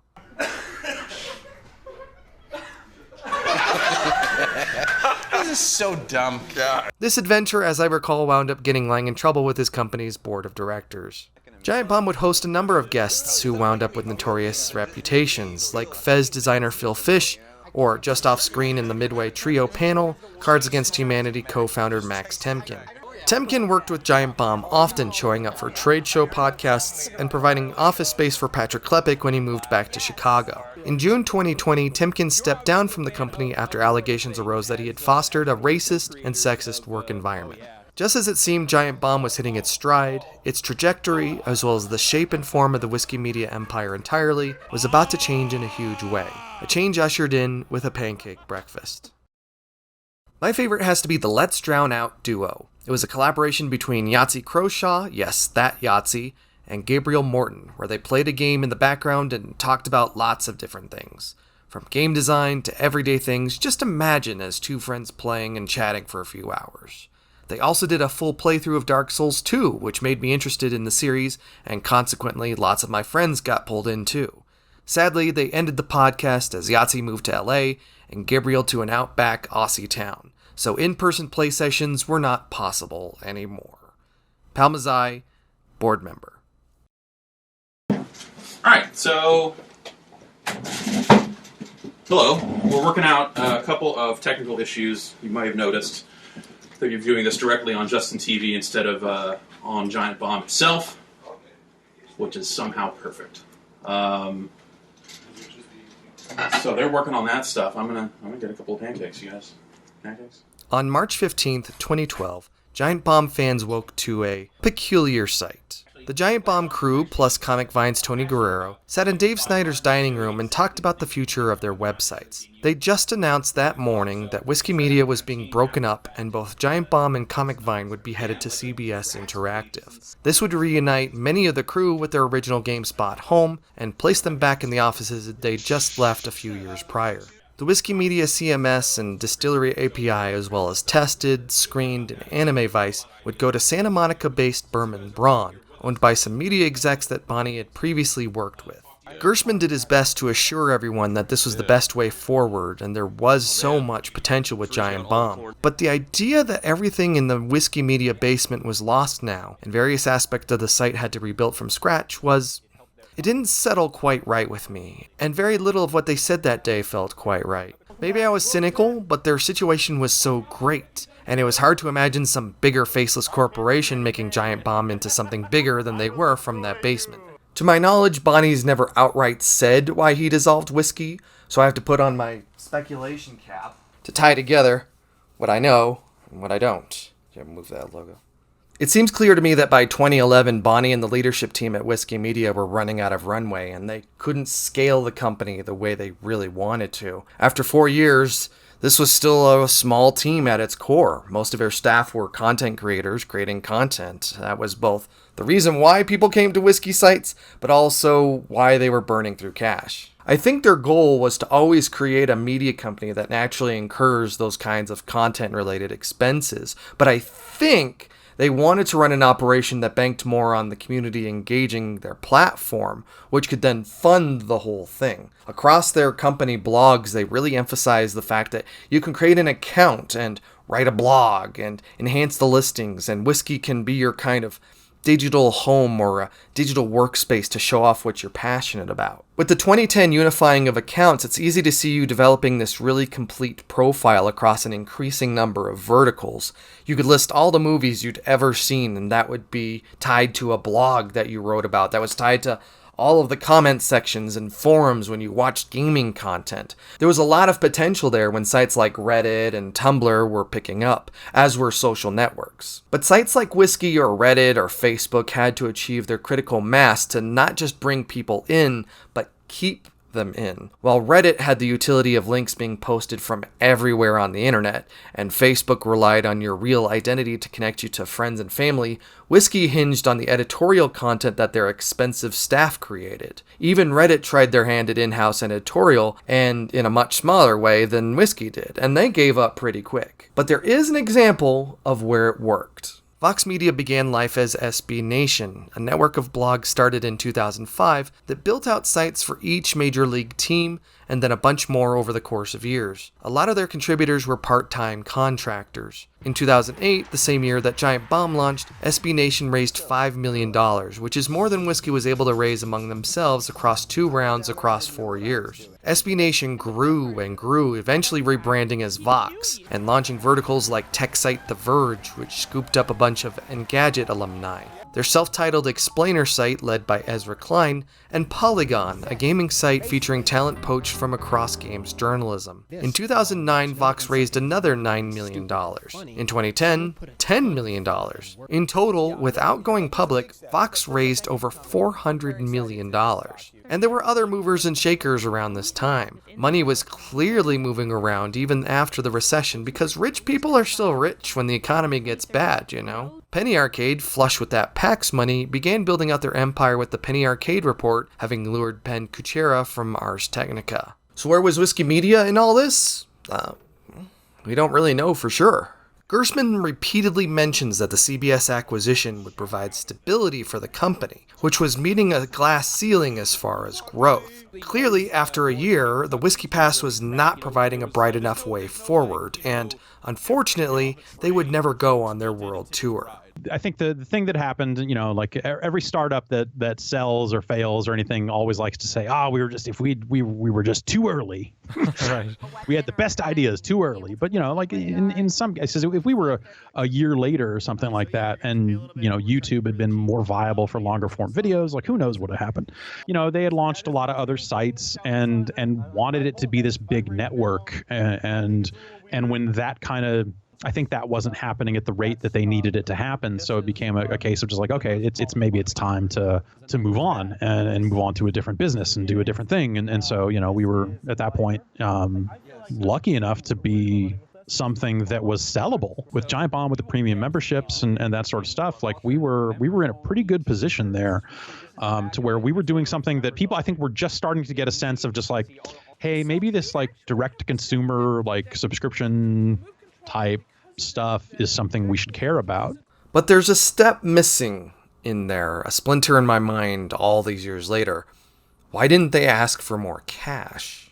Well, maybe they did. At the Pancake Breakfast, Gerstmann mentions that they had several potential acquisition partners, but none of them except CBS lined up with their goals quite right. He says they knew about the deal over Christmas break, and the crew began packing by GDC, which was just over a week prior in early March. So was Whiskey too much of a liability? Were the P&L so bad despite an ocean of money-losing startups and app platforms existing around that time? Was the Whiskey portfolio so shoddy and misshapen? That doesn't seem quite right because they drew a lot of curious suitors. Did they not want to give up equity because that seemed like the best way for Whiskey to stay alive in what I would argue to be its golden age? The Front Street years in the Whiskey neighborhood aren't just peak Whiskey Media, but peak Giant Bomb, because it would never be quite the same afterward. People have a lot of opinions about specific events that rang loudest about the decline of the site that happened after, but few mention the dissolution of Whiskey Media. Giant Bomb would create a lot of incredible memories after this acquisition, but whatever glass ceiling they felt trapped under with Whiskey's small size, CBS Interactive would just install their own glass dome that would prevent them from getting much larger.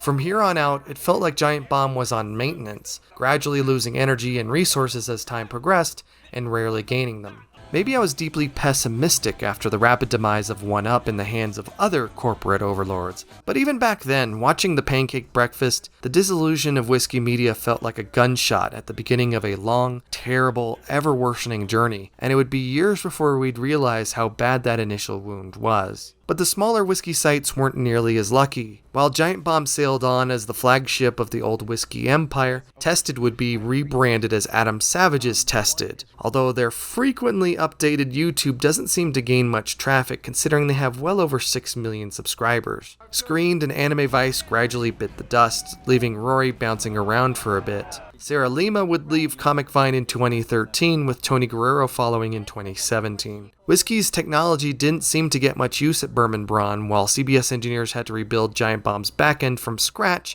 because even though Dave Snyder came with the deal, Whiskey's other engineers went to Berman Braun. Jeff Gerstmann and the Pancake Breakfast crew really did the best they could to soften the blow of the end of the Whiskey Media era, but, well, there's still a lot of story to tell. Giant Bomb traded the open format of the Whiskey basement for the low-slung cubicles of CBS just a few blocks south of the Front Street office. Early videos show the crew wandering around nostalgic for the place they once called home, and now did again. But starting over for Giant Bomb would be a wait for fans as they built out their new studios. You still got a Bombcast each week, but the tempo of content would take a while to rebuild, and again, not be of the volume or variety of the Whiskey days. Amid the confusion and strange feelings, one firm blast of immediate relief was the end of the non-disparagement agreement that prevented Gerstmann from talking about why he was fired from GameSpot 5 years earlier. Sitting in GameSpot's new virtual studio with John Davison, a familiar face around here, Gerstmann was able to reveal that new management there fired him because he was giving games bad reviews.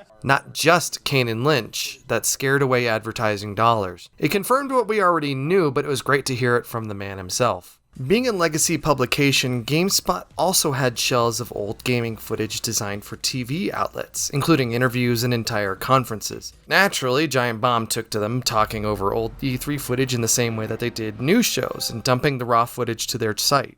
Time proved, however, that GameSpot wasn't the best collaborator. While Giant Bomb had distinguished itself from other gaming sites, GameSpot had seemingly stayed pretty conventional, despite becoming a smaller site in the intervening years, which made their attitudes towards game coverage pretty incompatible. While their professional Wednesday shows floundered, GameSpotters like Danny O'Dwyer and Mary Kish regularly found their way into Giant Bomb content. And then, of course, there was Unprofessional Fridays, the heir apparent to the Whiskey Media Happy Hour. Of course, a new location wasn't going to slow down the Big Live show live either. Their 2012 membership drive featured a pair of new shirts, a look at their first big front-end redesign which mirrored all the back-end work they had to do to keep the site running, and archery in the office hallway with Drew Scanlon. There was a small change in the lineup too. Dave Snyder left in April 2013, opening a window for Matt Rory to join the staff as senior community producer. At the time, I thought it was a very interesting move because just 2 months prior, I had asked why Giant Bomb didn't just hire him after he'd been laid off from GameSpy following his departure from Screened. It was Dave Snyder himself who replied to me to explain the financial and logistical hurdles of hiring another hand in San Francisco, and they had thought often about how to bring him on. After a year at CBS, Giant Bomb felt like it was finally gaining its momentum, and the Duders were finally settling in. Caravella had a son, and in the most ultimate of summer jams, Ryan Davis was getting married to his longtime girlfriend and partner Anna. Gerstmann even pointed out how, during the GameSpot years, as soon as he started gaining a life outside of work, his bosses would think that he was losing his edge on the job, which was clearly disrespectful in the shittiest way about work-life balance. By 2013, it felt like the crew was growing older and becoming, I don't know, adults or something. Being as familiar as I was with Giant Bomb at the time, it was easy to pick out so many of the guests from Ryan's wedding photos, whether it was Giant Bomb crew past and present, or many of the guests and friends that orbited the site who flew in from across the country. It seemed like things were going to be just fine. Less than a week after their wedding, Anna Davis found her husband dead. Ryan Davis was 34 years old.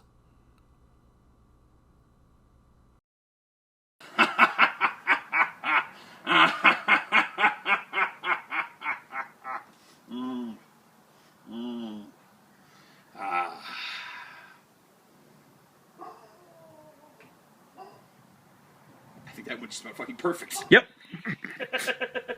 With Davis's passing, the crew, the community, and beyond reflected on how much of a tentpole he was for the site. Davis was a beacon of confidence, a showrunner with a gentle, squishy core that sometimes showed an acerbic, plain-talking exterior that went too far sometimes. He emceed their events, hosted and edited their bombcast for hundreds of episodes, and was a constant presence in their videos. His absence left a massive vacancy, not just in their roster, but a hole in the fabric of the Giant Bomb only a year and change departed from their acquisition. The staff took their time to mourn, and content understandably trickled to a standstill for a time afterward.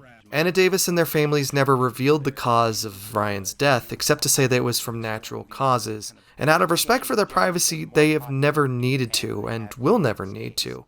But nearly a decade later, Gerstmann would reveal in a morbid twist that Davis's death wound up saving the site. Despite dreams of stability and support at the Pancake Breakfast just over a year prior, their managers at CBS treated the site poorly. Gerstmann explains that even as they hit revenue goals, CBS would refuse to reward them, constantly shifting their goalposts. After acquisition, the Giant Bomb crew had created a 3-year plan with milestones on how to expand their staff and when to do it, and CBS refused to let them take action on it.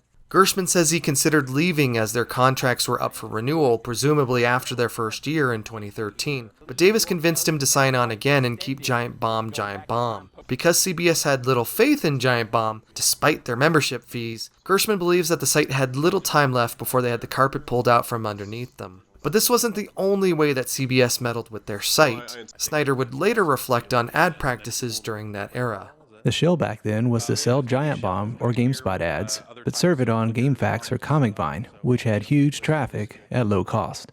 Various SEO tricks were pulled to hide traffic. For example, ComicVine moved to a GameSpot subdomain to make this seem more legitimate. As we'll see in the coming year, CBS management was clearly not aligned with the goals of Gerstmann and the crew. But the outpouring of support for the site in the wake of Davis's death proved to higher-ups that there was wide support for the site, and it had potential. CBS would throw them a bone. For now. But before we get started, let's give a big round of applause for Ryan Davis.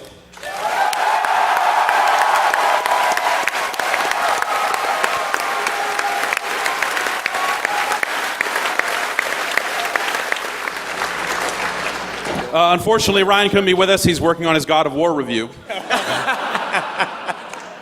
which we're expecting any day now. As a result, Giant Bomb was finally given the latitude to make 2 huge moves. The first was a pair of much-needed new hires. Their second was their expansion to New York City, headed by Caravella and Navarro, a cross-country split that was both the best and most devastating thing to happen to Giant Bomb.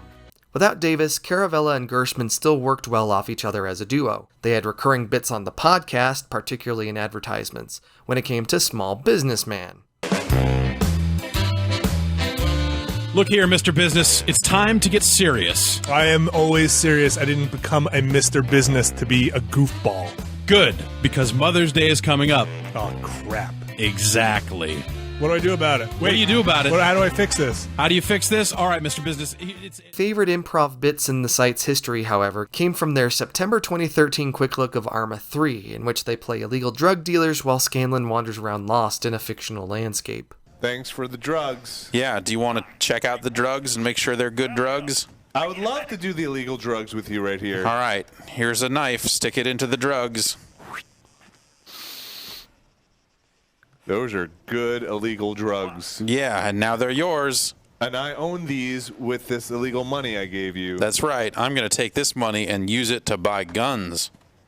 Illegal guns. Who do you know who sells guns? Oh, all kinds of people. Do you know his address? Yeah. And his name? Yeah.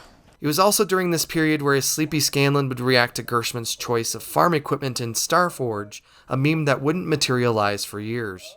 But separating Caravella and Gerstmann was a blow to the chemistry of the site, even if it was absolutely better for the individual crews. Combing through fan feedback, the removal of this chemistry seemed to spread the site thin and mute a big hook of the site. It's not that they didn't work together, but the vast physical and logistical distance minimized it.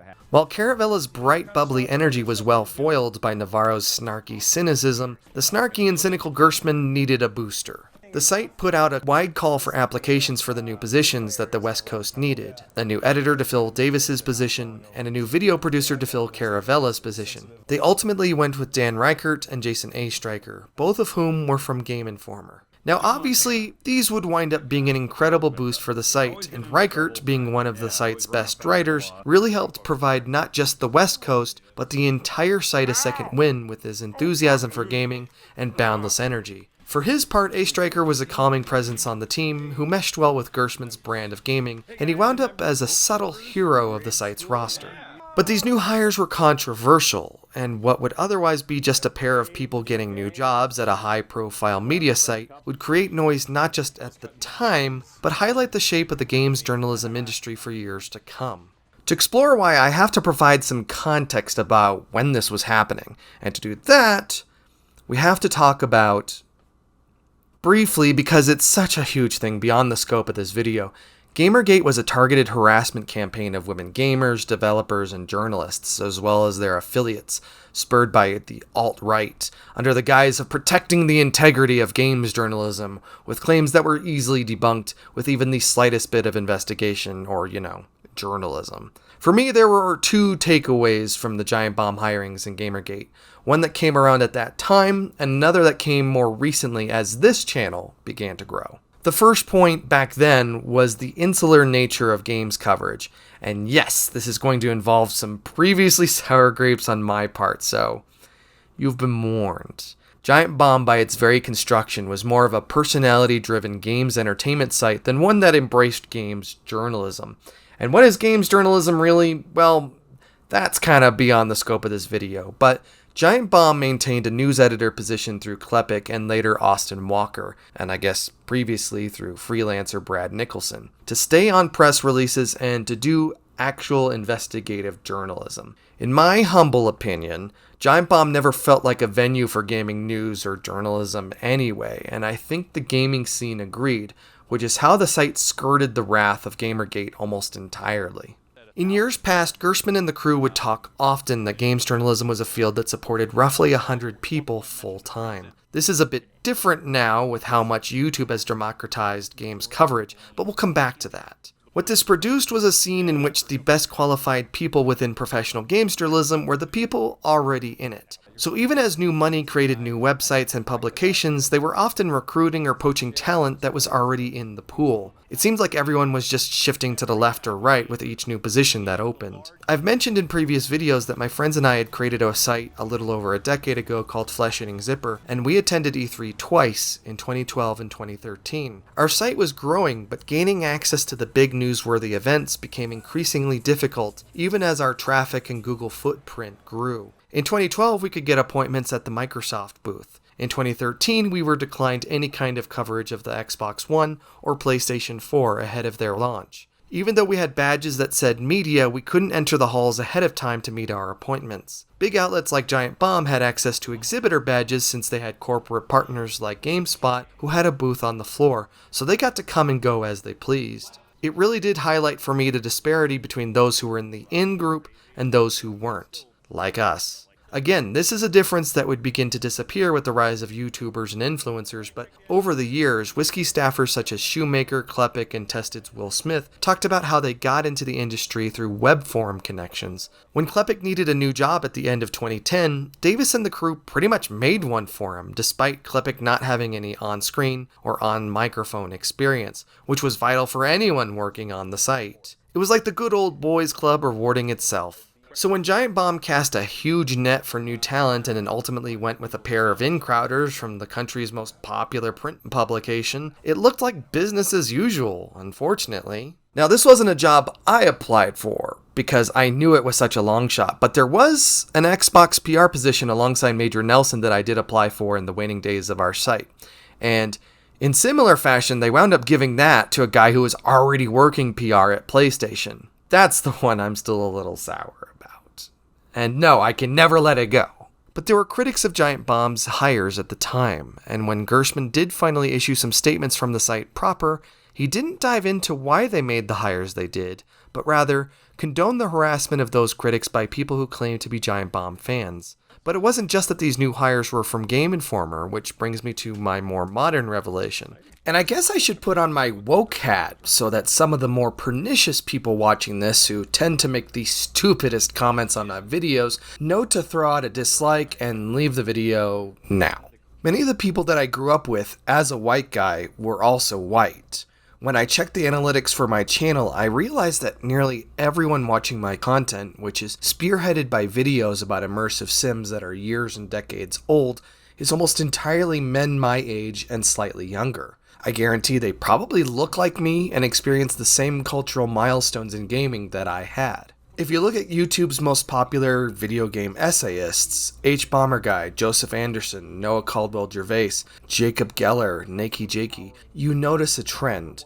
Look at the staffing for gaming publications from the 90s on and you see Gary Whitta, Jeff Green, John Davison, Garnet Lee, Stephen Totillo, Andy McNamara, Jason Schreier, on and on and on. You get the point. It promotes a homogeneity of viewpoints that both enables and stifles discourse. The modern video game essayist group is nearly a mirror reflection of those who were providing me games coverage as a kid. Likewise, getting into immersive sims 20 years ago required access to a decent computer, which was out of the hands of a lot of people. Similarly, those games weren't plentiful or popular on consoles when they popped up at all, which were widely available to gamers who didn't look exactly like me or shared my beliefs. It was easy to believe that if a high-profile gaming site like Giant Bomb was going to fill a pair of highly sought-after vacancies, they would use them to provide a voice to underrepresented gamers. And then they hired 2 more white guys from the country's most popular gaming print publication, which also felt weird considering the expressed center-left leanings of the staff themselves. Alongside Gerstmann's statement came a lot of fan apologia about the hirings, some of which was the usual disgusting stuff that the alt-right is used to complain about minorities existing. It starts with the banal. They hired the most qualified people for the job, which, remember, it's hard to build experience if you're not allowed in the door to begin with. But then it steers toward awful. Recognizing the existence of minorities and their different cultural views just encourages racism. Or worse, minorities aren't going to have very different opinions about games than most people, so why include them at all? Last year I spun up a YouTube channel called The Creator Corner with the hope of highlighting smaller creators than myself, and that's kinda hard to do when you're a smaller creator. But even then it was hard to find a diversity of voices to highlight. Where's the in-depth Black or Hispanic perspective on immersive sims and the games I grew up with? I'd love to hear it in the same way I find YouTubers like FD Signifier, T1J, Khadija Mabawe, Sean C, Cat Black, and more so refreshing because I wouldn't have had those perspectives otherwise. And then there was a bigger question of, did those perspectives exist at all? Giant Bomb would get a bit better about this afterward with the hirings of Austin Walker, Abby Russell, Jan Ochoa, and Jess O'Brien. I think the proof that these were amazing additions to the Giant Bomb crew is widely apparent to fans of the site now because, time and time again, they pop up as all-time favorite Giant Bombers. In the void that Davis left, Reichert stepped in and filled it in his own unique way. One of the first pieces of content he was involved in was a roller coaster ride with Gerstmann, in which they played Super Mario Bros. 3 on 3DSs in a competition to see how far they could get before they puked their guts out. Reichert won, but he also had the stomach for one extra lap than Gerstmann. It's easy to misinterpret Gerstmann as Reichert intros the video, but he looks genuinely unenthusiastic about this entire endeavor. Over time, Gerstmann would respond similarly to Reichert's pitches, and I'm sure it's just kayfabe, but sometimes you could see this as they begin to move into the Mario Party series, in which they played through the best-selling Nintendo party games that relied heavily on RNG and simple minigames. Clearly these were hits for the site because they kept doing them, even performing them live a few times. Dan Reichert, more than anyone who's walked through the door as a Giant Bomb, is an acquired taste. In the same way that Gerstmann and Davis's comical tone was off-putting to other staffers at GameSpot, Reichert's antics felt like another league beyond that. But the more I learned about Reichert, hearing him on the Bombcast week to week, the more, if you get the reference, no one has made me feel more like Simpsons character Frank Grimes than Dan Reichert has. Now obviously Dan Reichert was more qualified for his job than Homer Simpson was of the one he successfully failed into. Reichert single-mindedly pursued a career in games writing from a young age. In college, at least one instructor let him skip class to work on playing and reviewing games while networking with people like pre-fame comedian Nikki Glazer. After graduation, he found work at Game Informer and networked with gaming developers and celebrities from across the world. Reichert is inexhaustible and chaotic, resembling a high-octane carnival barker or game show host. He has firmly held opinions that he cannot be budged from. Yeah, it is a cool visual, but Terminator 3 is not a good movie. It's better than 1. Talk to the hand. What? Fuck, God, what? It goes 2 is the best, then 3, then 1, then Salvation. Jesus Christ, 3 is a better movie than 1. Nope. 1 is a gritty fucking real. Yeah. 1 is real. Terminator 1 could fucking happen, man. Yeah.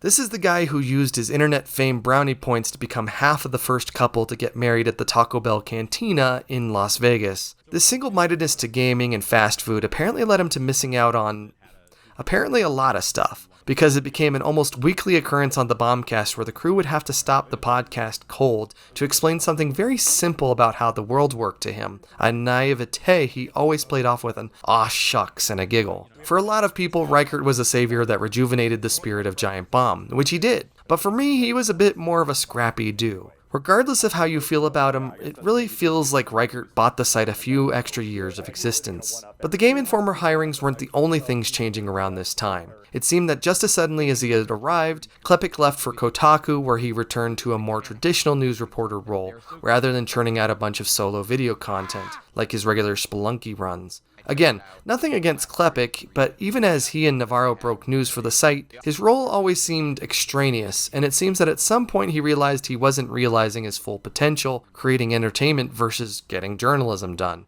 As I gradually lost time to watch their content as a whole, content like Mario Party really challenged me to explore what Caravella and Navarro were doing out east. Unbeknownst to the public, Giant Bomb had planned an expansion to New York City for years before they pulled the trigger. Navarro was already out there remotely, but Caravella and his family wanted to return home where they'd have support raising their kids, something they didn't have in the Bay Area. In CBS's Manhattan office, they carved out a small studio amidst their TV Guide colleagues. Beyond Caravella wanting to return to his home turf and give Navarro an office to work out of, the expansion was designed to maximize the volume of the site. Out west, there was competition for the limited amount of studio space and production time they had. On top of that, any talented they wanted to work with had to be based in San Francisco or be willing to move there, so having options was beneficial. Something I loved about Unprofessional Fridays before the split were the weeks where Caravella would dig out FMV games from the mid-90s that I'd seen ads for or read reviews about in PC Gamer growing up. It was a blast to watch him play those games with a room of colleagues, especially in the unorthodox way that he loved playing them, in ways the game doesn't expect, and see how well they'd aged. Or not. Out east, he got to pursue this kind of content more often rather than as a sideshow. He could also pursue more of the endurance runs he helped pioneer out west. In their new office, they'd meet and work with CNET producer Jaff Bakalar, who would become an integral crew member for the entire site, not just the East Coast. There would be another hire during this time that would really set the content of the disparate coasts apart, and really hammer home that Giant Bomb had either hit its stride, or it was now a rocket coasting on inertia, having exhausted its vital early-stage fuel. Or both. I've been a part of the Co-Optimists since they launched. Great way to discuss all things co-op and find like-minded gamers. I love the PHP boards, though they eventually phased those out. For years, I was on those boards daily, getting news and hype and just chatting with other community members. I met 2 great friends there, and we've been playing online together for more than 10 years now. James Baldy Wyatt, assistant producer.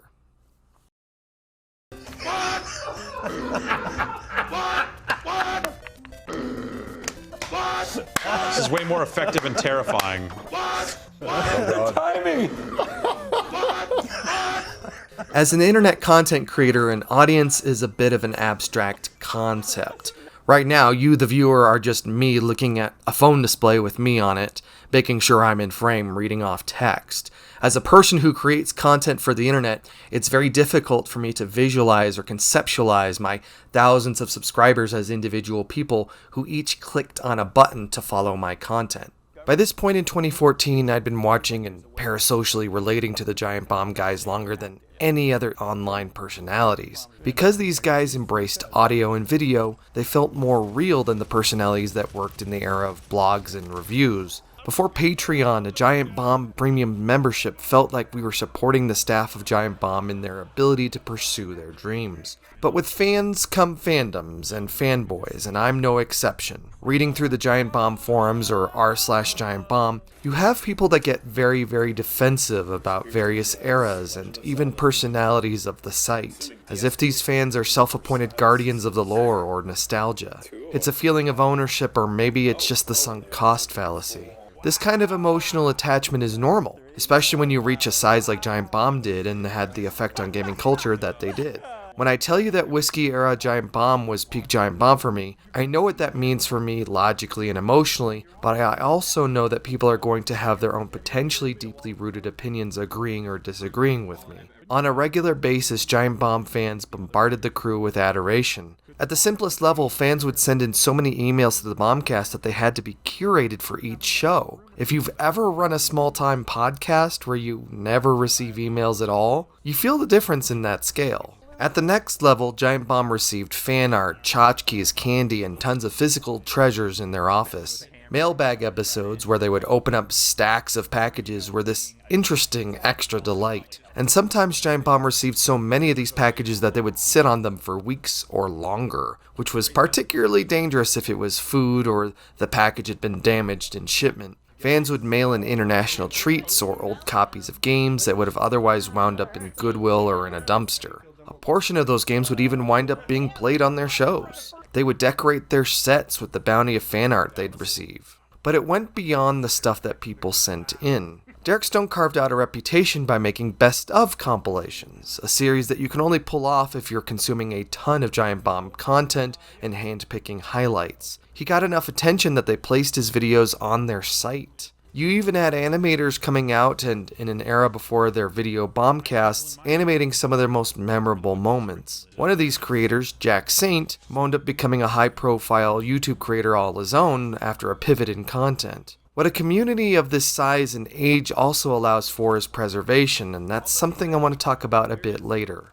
When it came time to talk about this era of Giant Bomb, immediately after the arrival of Reichert and A-Striker and the creation of Giant Bomb East, I looked at my notes and drew a blank. I was watching Giant Bomb content regularly through 2019 and the podcast through 2021, but somehow this 2.5-year stretch from the middle of 2014 to 2017 was this unexplainable hole where things clearly happened and I couldn't remember them. I mean, I remembered Austin Walker, I remembered Weed 3, I remembered their big live show live hosted by Gerstmann in which Alexis attempted to eat 100 chicken nuggets, but then what? To help me out, I checked in with the Wikipedia article about the site, and from a top level, it kind of glazes over this period of time, even though a lot of Giant Bomb fans hail this as the site's golden age. There weren't any big top-level changes, no big staff changes. So why did I forget this huge span of time? Well, there were a few things. The site was once again hitting its stride after a tumultuous couple of years, and so it lacked the trauma of a big departure, like the disillusion of Whiskey or the loss of Davis. The East Coast crew was building momentum, which filled the site with a lot more bright and enthusiastic Caravella-produced content than ever possible before. In June 2015, Austin Walker, a distinguished academic, arrived in New York to bolster the East Coast office. Walker was an exceptional crew member, easily walking the line between absurdism and in-depth discussion. He reminded me a lot of Nguy Kroll's guest spots on the One Up Yours podcast nearly a decade prior, except a bit less... stuffy?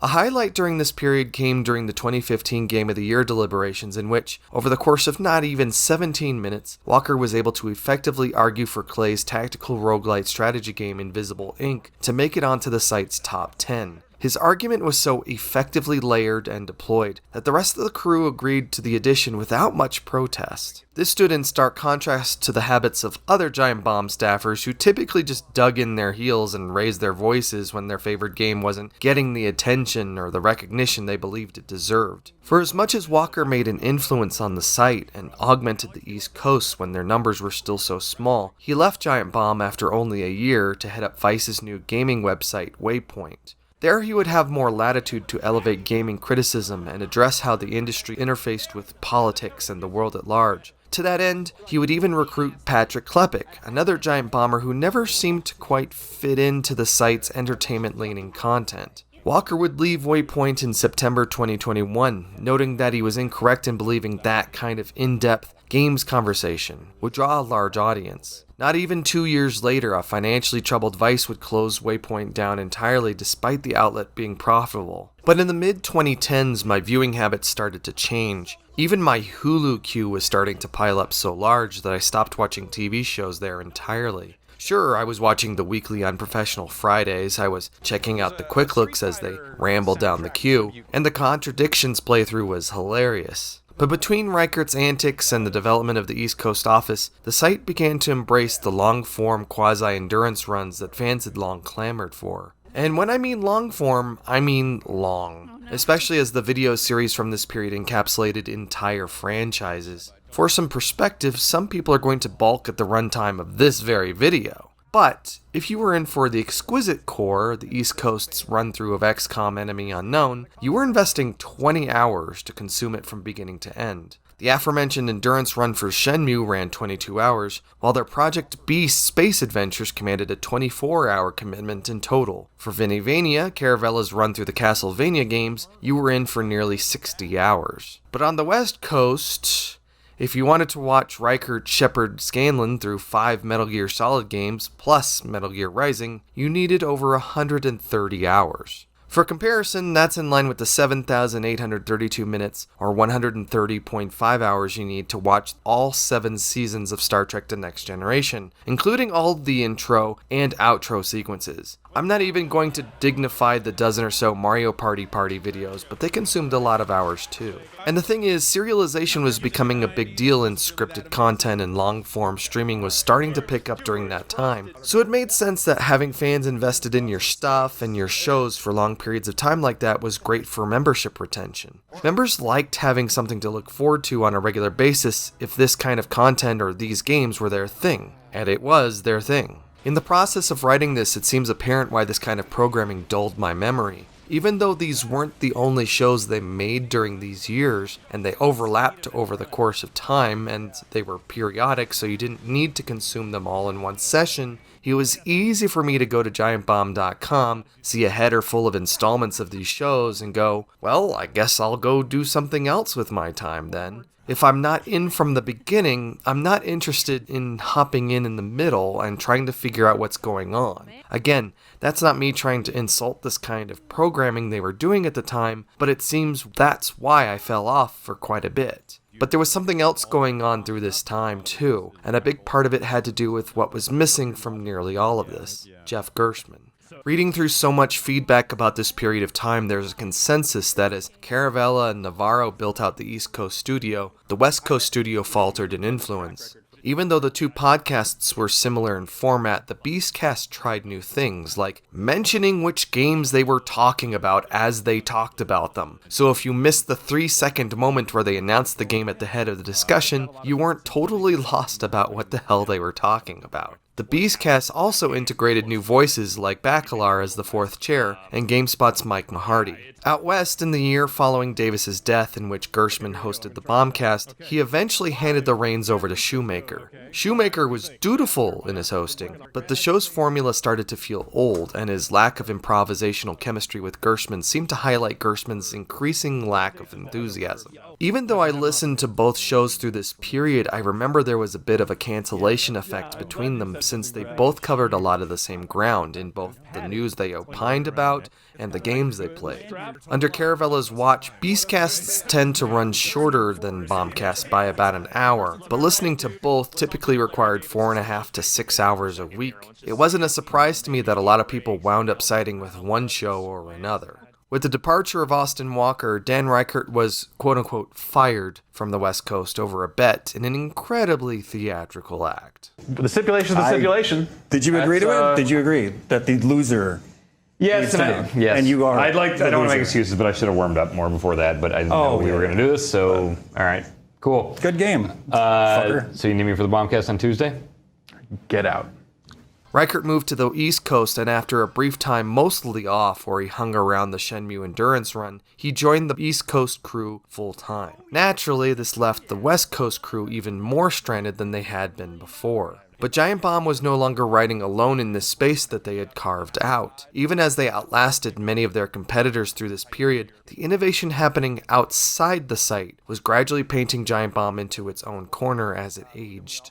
Games media on the whole was beginning to change because of Giant Bomb. Those 100 professional journalists who once found work rotating between big outlets or moving over to PR directly were shifting to standalone YouTube channels and podcasts. At the same time, thousands more game players and commentators like Total Biscuit, PewDiePie, and Ben Yahtzee Crenshaw were coming out of nowhere, unbound by connections to print magazines or traditional digital gaming monoliths. Game publishers began connecting directly with fans through social media and their own video channels. They stopped sending journalists across the world to see games in development or out into the desert for crazy PR stunts. They didn't even need to send trailers to outlets like IGN or Giant Bomb, and IGN and Giant Bomb felt less and less of a need to host them. They didn't need journalists to interview their developers with the added cost of keeping a PR handler nearby to keep tabs on the conversation. They could just handcraft their messages in-house. Through the 2010s, the look, sound, and feel of games coverage changed dramatically, in large part because of the things that Giant Bomb accomplished. To spur those waves in 2008 required millions of venture capital dollars and the creation of an entirely new web platform built by extremely talented engineers and designers. Giant Bomb existed in a field of gamers living in expensive houses and driving expensive cars who started out by playing Minecraft with $50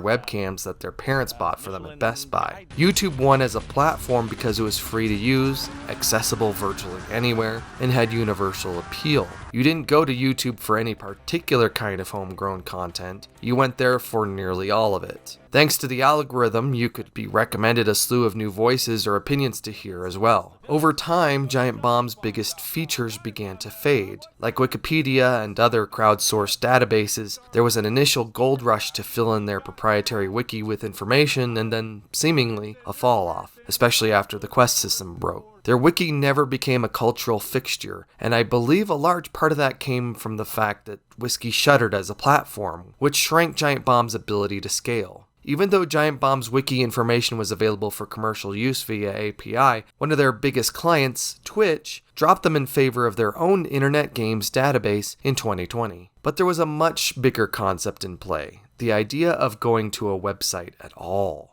Giant Bomb as a site and Whiskey Media as a platform worked like any other property of its era because you had to go directly to their website to get the full experience. If you wanted to watch premium content, you had to go to giantbomb.com or use their Roku app, because that's where they could monetize users and paywall that content. But over time, people drifted away from websites or even desktops altogether, and Giant Bomb was slow to respond. Even though they had a YouTube channel from February 2009, content typically wound up there as a bit of an afterthought, a meek attempt to get people to watch the content on giantbomb.com proper. Ignoring YouTube meant they could better monetize their content in the same way that local news stations do, but it also meant they siloed themselves from the reach of the platform's algorithms. Gerstmann would later admit that they should have taken YouTube more seriously early on. But the mid-2010s served as the tail end of another Giant Bomb trend that I specifically remember, the gradual phasing out of edited content. In late 2015, CBS sold their fifth-floor studio space, where GameSpot and Giant Bomb had operated out of, to Apple. The two sites were then moved to the ground level alongside CBS's sales department,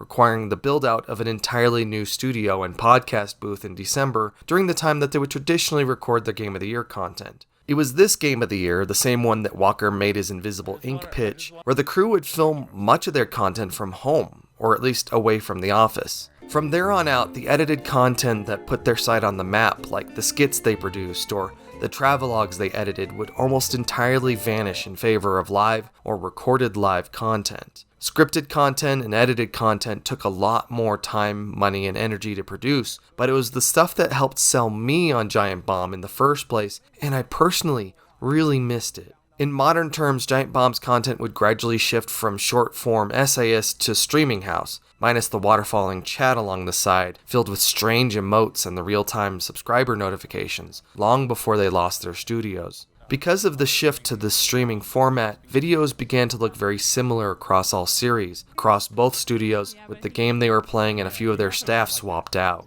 I remember emailing Jeff a few times during this period about if they'd ever consider this kind of non-live content again. I never heard back, but I honestly already kinda knew the answer. But Giant Bomb seemingly hitting its stride content-wise during this period had a big disadvantage. Yes, they clearly had fans enjoying what they were doing, but on other platforms, creators were innovating and doing different things. Giant Bomb content from 2013 doesn't look or feel dramatically different from content they were producing in 2019, right before the pandemic. The cast changed, the sets changed, and certainly the games changed, but it became predictable in good and bad ways. Naturally, a platform like YouTube hosted an endless supply of people running around in jump cut, modded out Minecraft compilations, asking for your likes and subscribes. But it also brought about the gaming video essayists who wanted to talk about games beyond their brief impressions that the pros gave on a podcast or the 1,500 words they wrote about it for their publication. And even though Giant Bomb was early to the live stream game, or at least they capitalized on it before so many other outlets, there was an entire industry of game streamers, from speedrunners to future influencers to non-gamers alike, who were filling in the space around them. There's an Unprofessional Friday in March 2014 where you can clearly see this divide between the two. This professional gamer crew was just watching this guy play guitar on his camera with his PlayStation 4. That's not to say a lot of this amateur hour stuff was good, but it was a lot of good, and it made Giant Bomb's transition to live streaming from home really rough years later. The crew had a justifiably irritated take on influencers early on, as the selfie-taking clout chasers were being targeted specifically by publishers and PR firms to promote games. But I wonder how many of those people were just people covering games that didn't have to come up through the old school traditions and know the same people they had to. But with the wiki and the website losing their value and stickiness as a destination, Giant Bomb was losing its reputation as a multimedia pioneer as its innovations were sliding further into the past. Groups covering games could spring up without the burden of building such a big, mechanically heavy website or the elaborate hosting bills. Many could also make moves and try new things without having to provide a sacrifice to corporate overlords. In an era where so many news outlets were shedding writers in favor of hard pivots to video, Giant Bomb laid out a blueprint for how video successfully worked for gaming. You had game trailers and their subsequent iteration as easy allies when their owners hacked them to bits. You had, for better or worse, the whole Channel Awesome thing that flirted with Dan Olsen at some point. Kinda Funny, Screw Attack, Angry Video Game Nerd, and Rooster Teeth became empires of different sizes. But there was one platform that would become so attractive that it would whittle away and then eventually provide lifelines for the entire Giant Bomb crew. In September 2016, GameSpot video producer and regular Giant Bomb guest Danny O'Dwyer left the site to create NoClip, a new gaming publication that would focus on video documentaries. Its home would be YouTube, and its financial support would be crowdfunded. The name was a reference to the game development term to be able to move through level geometry and see things you normally wouldn't be able to see. In a time where game publishers were trying to bring their behind-the-scenes coverage in-house and gaming outlets still relied on advertising dollars from those publishers, NoClip's goal was to provide a fully independent voice about game development while visiting the studios and talking with the people making them. Their first projects were about the development of Rocket League and the 2016 Doom reboot, alongside developer interviews. But eventually they would travel to Japan to interview the Final Fantasy XIV team at Square Enix that was completely remaking the game after a disastrous launch. NoClip would eventually remove the amount of Patreon dollars that they earned per month, which was their sole income, but at last count they were pulling in roughly $20,000 a month to work on their documentaries. This, naturally, was a lot of money to cover their couple of employees, office space, even in the Bay Area, and travel and production expenses. In the same way that Kickstarter made crowdfunding a popular option for one-off projects, allowing fans to pay creators directly for their projects they wanted to see created, Patreon allowed for membership-based business models that didn't require corporate parents. NoClip's documentaries have been instrumental in understanding how several of the games I've reviewed on this channel came together. It was a new kind of games journalism provided by a new kind of funding model, and it was a very exciting time, so it was no wonder that it would get others to poke up their heads for a look. In February 2017, video producer, meme overlord, and travel enthusiast Drew Scanlon announced that he was departing Giant Bomb. Scanlan's new venture was called Clothmap, named after the accessory that came with games decades ago. To me, his departure was both startling and made absolute sense. Scanlan, despite his new white boy blink, was always the quiet kind. Even when he was pulled out from behind the podcast production desk to sub in for someone who was out, he rarely spoke up except when called upon. He makes a bit of a dig about this in his first vlog on the channel. Thought I'd take this opportunity to give you all an update on what's been going on and to get more comfortable speaking in public like a lunatic. But his departure was a herald of something bigger and more deeply emotional for me. The idea that this band of people that I'd become so acquainted with could begin to break apart. For Scanlan, it made sense. He wanted to travel. He talked about his trip to North Korea, and Giant Bomb was moving away from edited content, the stuff that it seemed like he was the most passionate about. But the very notion that this crew from Sausalito would begin to see better opportunities outside the kingdom they created was a big crack in the facade for me. Nothing can ever truly last forever, but if things weren't being done behind the scenes to address potential departure and then actual departures, what would it mean as the crew whittled away by attrition? What did it message about the site and its fortunes? Obviously, one person departing doesn't wreck a site, and people grow and change and want to pursue different opportunities than what they currently have available. But it certainly would speak to a trend to follow. In the summer of 2017, Giant Bomb would replace him with Jan Ochoa, who serves as the current Bombcast ringmaster. While NoClip carries on to this day, Clothmap couldn't quite keep up with demand. Even before the pandemic locked down international travel, uploads were rare and brief when they did arrive. Scanlan produced some amazing episodes, he just couldn't do enough of it. So the channel is filled with a lot of vlogs and interviews in between the features. While the Patreon was initially successful, it fell off precipitously and Scanlan terminated it in July 2020. As time went on, the West Coast crew seemed to drift further and further towards stasis. Together, Gerstmann and Caravella seemed unstoppable. Apart, Gerstmann seemed to stagnate, seemingly alone on the West Coast. Having a fun time still, but now missing his Spock and Kirk, he was merely bones. It seemed that for the East Coast crew to exist and grow, the West Coast had to not. Thankfully, fans got to finally experience a new injection of talent. Comedian Abby Russell joined the East Coast team ahead of Reichert's migration and provided even more bright energy there. On the West Coast, beyond the addition of Ochoa, former intern Ben Pack was brought in, who meshed well with Gerstmann and could make a badass voicemail dump truck theme. Voicemail dump trick. Voicemail dump trick. Voicemail dump trick.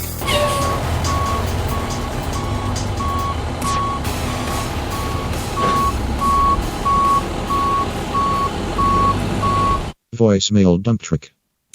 That, of course, was the song Voicemail Dump Truck. It's the first song I've ever composed, and I'm quite proud of it. But in this new frontier of online gaming content, there was another aspect that was rubbing me wrong. People were paying monthly or annual memberships to the site and not seeing the transparency or visible growth that they had grown to expect from crowdfunded ventures like NoClip or gaming creators on YouTube. On other platforms like YouTube, Twitch, even Patreon, creators wear their status as a kind of badge. You can see how many people subscribe to them, how many views a stream gets, how much financial support they receive. It's an indicator of the creator's popularity, the health of their channel, and engagement, so on and so forth. Is it easy to come up with incorrect conclusions using this? Of course, but it's a huge step up from not making those numbers available at all, like the Patreon creators that don't even list the number of patrons they have. But when you have a site like Giant Bomb that was originally built on engagement and user contributions, to not see how many members they had, or how many views their videos were getting, or other visible performance metrics, that casts some element of doubt on the performance of the site. This was definitely an artifact of the old monolithic world of games media, whether GameSpot, IGN, or Game Trailers. Are there bigger, more philosophical reasons to not grade someone based on their metrics? Absolutely, but during this period as crew members are starting to leave, the site isn't appearing to grow except in periodic lurches, and they're regularly re-emphasizing the importance of memberships to assert their financial and editorial independence from their corporate parent, transparency is kind of a big deal. From the outside, the only real gauge that people could rely on were the stats on their YouTube channel, which they admitted they had neglected. Their YouTube counterpart channel typically carried pitiful numbers with 4-digit view counts per video and barely 250,000 subscribers, despite being such an influential site. Layered onto this is the fact that with each passing year moving into 2018 and 2019, Gerstmann continues to look like he's losing steam. He's got ranking of fighters with Jason, he's got the voicemail dump truck with Ben Pack, and he's playing old games by himself, but it feels like he's holding on more and more by the skin of his teeth. A new logo for the site was unveiled in November 2018, which seemed to re-indicate faith in the site in the form of corporate investment, but he'd talked so many years before about wanting to make content that looked like high-energy Japanese television shows, and their content was continuing to not be like that at all. As the audience has begun to shift away and the number of live and post-release comments on their content dwindled, as the website as a destination became less important, as the number of other content creators gaining the attention of eyes and ears continued to grow around them, and with the co-workers he seemed most engaged with working on the other side of the country, Gerstmann seemed lonely. He was finally getting married and starting a family, but he was still commuting an hour and a half to and from Petaluma every single day after nearly 3 decades, coming home to find his family had already gone to bed. He then had to deal with uncooperative or apathetic corporate managers when he showed up in the office. Their managers were fucking with them early on, fucking with them and preventing them to replace staff, much less grow the site, and fucking with them on the ground level studio on the West Coast, where it took them months to procure the materials they needed to mount anything against the bare concrete walls, forcing them to rely on gelled lighting for months. This was becoming increasingly apparent as the bombcast progressed, and people noticed Gerstmann getting more cynical and pointed in his commentary. I mean,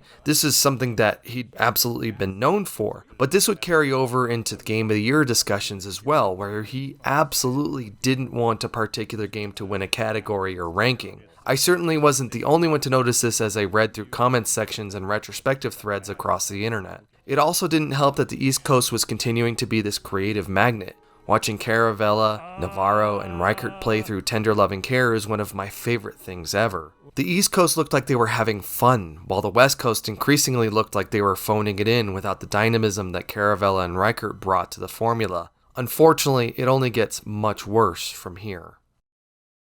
We are doing the at-home cast, and we're doing it live today because why not?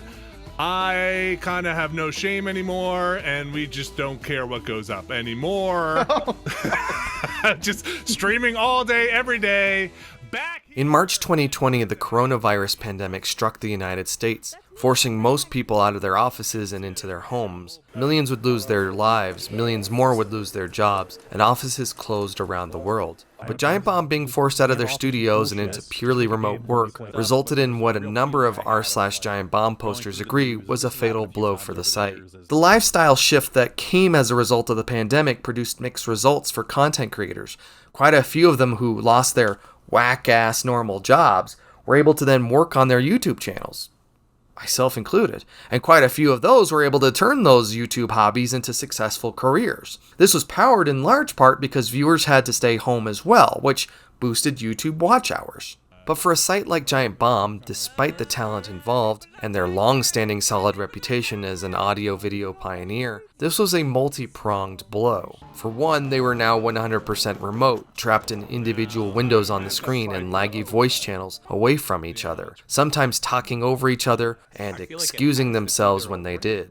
Now obviously this was happening with lots of other productions that had to suddenly go online, but in the case of Giant Bomb, their studios were still a largely exclusive feature being owned and operated by a big company like CBS. The second thing is that despite their talent and audio-video innovation, their initial pandemic streams weren't very good. They were now the SIG-66 of their own world full-time, and only a couple members of the crew had decent-looking stream-ready setups from home. This was a site built by millions of dollars with a solid AV production resume, and these guys still operated with their crummy built-in webcams as they scrambled to expense and ship better gear to individual homes. It was astonishing how much worse prepared Giant Bomb was for remote work than individual streamers who were cobbling together their tech and equipment from Best Buy paycheck to paycheck as a hobby. I mean, Giant Bomb was coming to the streaming game with fresh new ideas in 2020, such as, let's play Minecraft on the internet. The sudden switch also made production extremely inconsistent as they had to completely rethink how they made their bread and butter content, like their long-standing pair of podcasts and the legendary quick looks that once built their site. Over the years, they'd piped in a guest or two remotely, but not the entire show, and certainly not on a consistent basis. This did, however, allow for the Beastcast crew to start recording video versions of their shows when they'd previously only been doing audio versions. It also forced cooperation between the two coasts beyond their Game of the Year content when the physical studios had kept them separate. The next blow didn't come with COVID, but just over 2 months prior when Dan Reichert announced that he was leaving Giant Bomb entirely to become a podcast producer for WWE. Similar to Scanlan's departure 3 years earlier, it made me wonder what could possibly have lured Reichert away from Giant Bomb after 3 years on the East Coast and most of 7 years at the site entirely. But the WWE seemed like the only place that could have pulled him away, and that made sense. Unfortunately, it left the team with one less star talent at a time when it really needed it. After most of a year of rebuilding yet again, perhaps the worst news came of all.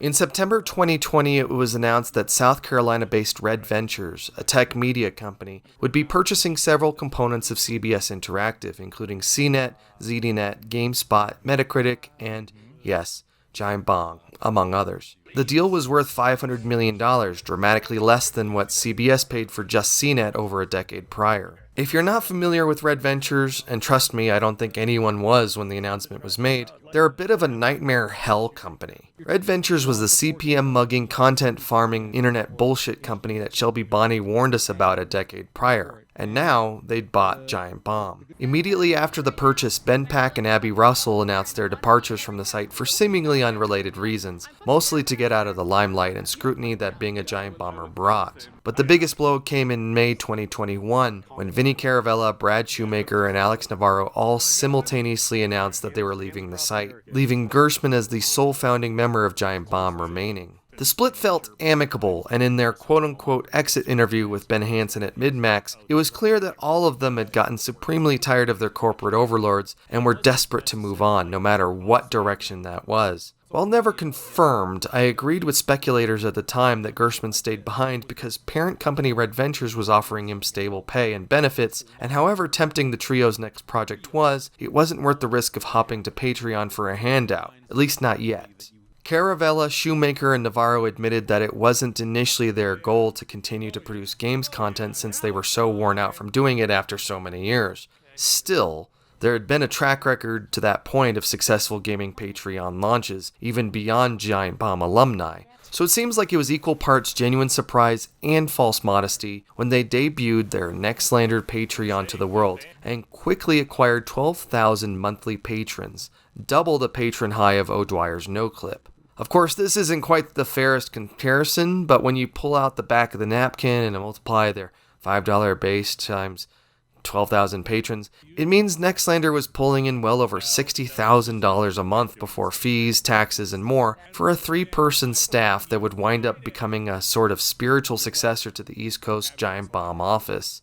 For a moment, it felt like Giant Bomb was bleeding, but it's also easy to see that in a moment of not complete hellish dickishness from Red Ventures, they were able to convert 5 full-timers worth of wages into a freelance budget, which gave Gerstmann and Baccalar, who had moved over from CNET to become general manager at Giant Bomb full-time, a lot of latitude to try some very weird and different things, as well as new series. Lucy James and Timur Hussein were brought over in a part-time capacity from GameSpot, as was NoClip's Danny O'Dwyer and Jeff Grubb from GamesBeat, who had a 1-year contract to produce the news show Grub Snacks. Strangely enough, they also hired on the 2 Minutes to Late Night Quintet, who produced the titular heavy metal talk show, to produce Albummer for the site, a series that talked about maligned albums. I mean, like, music, not video games.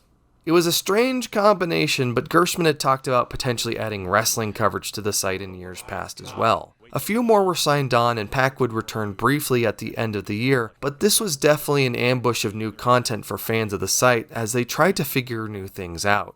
Their final full-time hire was video producer Jess Voidberger O'Brien, who had been a featured guest on the Beastcast before the Nextlander exodus. From a distance, it felt like a chaotic time. They ran through Eternal Darkness, brought gaming news back in, I think, the most meaningful way ever on the site under Grub. They were working through Bloodborne. It was messy. O'Dwyer told Reddit later on that he had slipped in to help the site as a Giant Bomb fan, but toward the end of 2021 had to withdraw to take care of private family business in Ireland. Knowing that O'Dwyer was helping Giant Bomb out just a few months after NoClip had just done a huge membership push and made a batch of new commitments made me feel stressed for him. But none of this felt like a posse was forming. It felt like a hot ejected magmic mess after a planetoid had smashed into them. It felt like a bunch of people doing random things. But at least there was a bombcast every week. In late summer 2021, A Striker announced that he was moving to Atlanta with his family, while Gerstmann would be leaving his long-held Petaluma home with his family for Los Angeles. In the new year, Gerstmann would also announce that Red Ventures was converting their old office space in San Francisco, and Ochoa would be tasked with tearing down their last physical studio as they officially went 100% remote.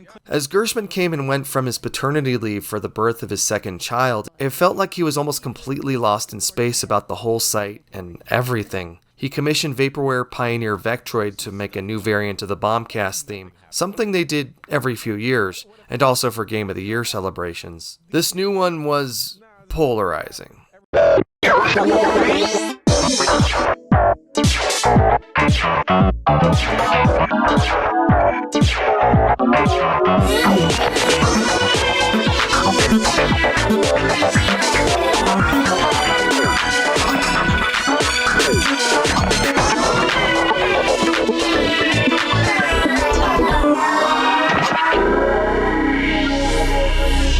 It's April 12th. What are you going to do about it? It was a pure Gerstmann move, but it seemed to signal that he was doing whatever the hell he felt like at that point. What he felt like doing, as we would later discover, was leaving Giant Bomb. Just over a year after the Nextlander exodus, on June 6, 2022, Giant Bomb announced that the site and Gerstmann had parted ways. They had prepared no tribute to him, as they had previous departures, no last hurrah for the exit of the site's co-founder, nothing. It was, as the kids call it, incredibly sus. The team's statement on his departure was criticized for being blandly corporate in how it danced around a departure and talked about the achievements of the whole site in vague platitudes. The next day, on June 7th, Gerstmann announced a new podcast and live show called The Jeff Gerstmann Show, with a Patreon to support it that scooped up nearly 7,000 patrons in its first month of operation. Giant Bomb's release was vague for a reason. Gerstmann would later reveal that October that he had been fired after he explained that he was planning to quit. Gerstmann had set up his new enterprise literally overnight, hence the makeshift graphics and podcast art that can be seen on the show's various pages today. Seeing this, I honestly felt surprise and relief that he was finally getting out of the Giant Bomb situation that he'd been clearly trying to get out of for years, as peacefully as possible, without losing the financial and logistical support he had needed to provide for his family. The Jeff Gerstmann Show is typically a 3-hour tour, almost entirely solo, with Gerstmann talking about the industry and responding to comments and questions to his live chat. It's more freeform than the Bombcast ever was, but its format also stood in contrast to the regimented content from Nextlander. Gerstmann will host the occasional guest, but for the most part it's a solo production, which, it's not for everyone. Back at Giant Bomb, Grubb was offered full-time work, Hussein and James were given more official editor titles, and Dan Reichert had been brought back to be the creative director of the site. Giant Bomb quickly changed its logo, only the third iteration in its 14 years, and enlisted a new, more traditional Bombcast theme. A cacophony of new shows were introduced, and the crew's chemistry was scrambled yet again. Even as their press release indicated that this new Giant Bomb wasn't Giant Bomb 2.0, without Gerstmann, sure felt like it, but something bigger was brewing. After barely a year of ownership, Red Ventures sold off Giant Bomb and a few of its other gaming units to Wiki Network Fandom in November 2022, just after I'd begun research on this video. I'd used Fandom pretty extensively over the years to uncover some lesser-known plot points within games like Thief or The Outer Worlds. Fandom has issues as a source of information, but so has Giant Bomb's wiki over the years too. So there was, at a platform level, some very interesting synergistic opportunities, somehow. Theoretically. The holiday passed with relative calm. Another Game of the Year made it into the can in a way that I think only Dan Reichert could make reality. But mere weeks later, in January 2023, Fandom laid off A Striker, O'Brien, and a graphic designer attached to the site. It was demoralizing not just for the audience who had been struggling the past few years to keep track of who or what was on the website, but for the staff themselves who seemed to be happy to still have jobs at all. Naturally, this happened less than 2 months after O'Brien had produced a primer outlining all of the site's offerings. It was during this time that I reached out to a Giant Bomb staffer about an interview for this review who was seemingly nervous about getting involved following the tumult of the period. They referred me to Fandom's PR, and it took weeks before they provided me with a statement explaining that they wouldn't be assisting with my production at all. They wished me the best of luck, though! O'Brien restarted her own Patreon shortly thereafter, going back to streaming somewhat regularly on Twitch. And during the edit of this script, Interactive Distractions and A-Striker announced a revival of their own show and a new Patreon, which doesn't appear to be big enough to support anyone financially roughly half a year later. Before this announcement, I'd read fan feedback that pined for Gerstmann to throw A-Striker a few bucks to be with him on his show and do some science about fighters or talk about weird games. In an interview with The Verge, Fandom CEO Perkins Miller gave a mealy-mouthed explanation for the layoffs, basically stating that their site wasn't profitable enough in the ways that their company made money selling ads against tons of wiki stubs and volunteer contributions. But there were broader implications too. The change also reduced the site from 3 video producers to just Ochoa. In a Discord Q&A, he explained that this was a huge reason why the amount of content showing up on the site had decreased, on top of their new, much slower CMS they were using to upload their long-form content to. Despite their increasing reliance on YouTube, the tools they were using to upload onto their own website were relatively archaic. In March 2023, Matt Rory would also announce his departure from the site, as he left to be the head of community for Null Software, not to be confused with Null Signal Games, the non-profit developer of Netrunner that Ben Pack would wind up at. Through this period, there was a visible panic among fans to reach out and work comprehensively to archive the site's content for the sake of preservation, thanks to groups like the Giant Bomb Preservation Society. Hosting their own content behind a paywall for so many years was how they maintained their business model, but as the site declines, as its IT support gets smaller, and as it's traded between corporate parents, their videos and other content simply get lost to time. If you look at GameSpot, a site that innovated with video 25 years ago, so much of their content featuring Gerstmann, Davis, and the crew from that era can only actually be found on YouTube, uploaded by random posters. And there's very little consistency in this. Someone here has 3 or 4 videos, someone over there has a compilation, none of it's in its original quality, so on and so forth. In the case of Giant Bomb, this applies to so many of their early live streams that weren't automatically archived by the site. YouTube accounts like Giant Bomb Unarchived and others are the only reason why I was able to find some of the references for this video. Since Berman Braun closed-screened entirely, the only evidence I have of their video existence are the dutiful uploads of a random YouTuber. I mentioned the years of relative inactivity of the site in the last decade, but the stressful churn of the past few years is not what anyone asked for in response to that. Giant Bomb, now down to 4 full-time staffers with Hussein, James, and Mike Minotti as part-time contributors, feels like a whittled-down patchwork of staff and content operating 100% remotely. The Bombcast, the site's mightiest core feature, is a rotating cast of people with sometimes only 2 participants. Reichert, as the site's creative director, doesn't even show up on a number of shows, as to not repeat what he says on his Patreon-funded Fire Escape podcast, which he helped build during the pandemic and now seems to serve as a bit of a hedge in case something even worse happens to the site. Their content strategy still feels like a mess. An undisciplined shotgun blast of ideas they've spun up and then abruptly ended over a brief period of time. The amount of audio and video content on the site feels less like a buffet of content and more like a fold-out table filled with mostly empty food packaging. Despite this, ongoing fans have a lot of very positive things to say about so many of these shows, and the desperate innovation they put in to try and retool the site. Today, Blight Club, a tribute to crummy games that I know Navarro is secretly proud of, as well as the competition-themed Arcade Pit, are modern fan favorites. But there's been a lot of trauma around the site in the past few years, and nothing feels very stable. At any moment, it feels like the entire site could be dismissed and there would be no consequences for the murderer. And I want to be extremely clear that I sympathize with the crew who are left. I really do. In their most recent Discord Q&A, they were completely honest about their struggles in recent months with losing staff and working with fandom. Nearly every person who came on to ask them questions asked when they're going to start hiring people, when they're going to hire someone who isn't a dude after they just fired the last full-time woman on staff. They emphasized the importance of unlocking premium content so people could actually enjoy it. Once the core offerings of a large membership-paying audience, that content was basically sitting on servers being unwatched by a dwindling membership base that was increasingly out of touch with the crew, and the situation that allowed the content to be created in the first place. But even as they argue that allows for, particularly, Reichert to show off content that he worked on in years past, unlocking Unprofessional Fridays from 2013 isn't quite the value add that they think it is. Is any new member of the site going to be terribly interested in 10-year-old content that they have little to no emotional attachment to? I'm sure the preservationists love it.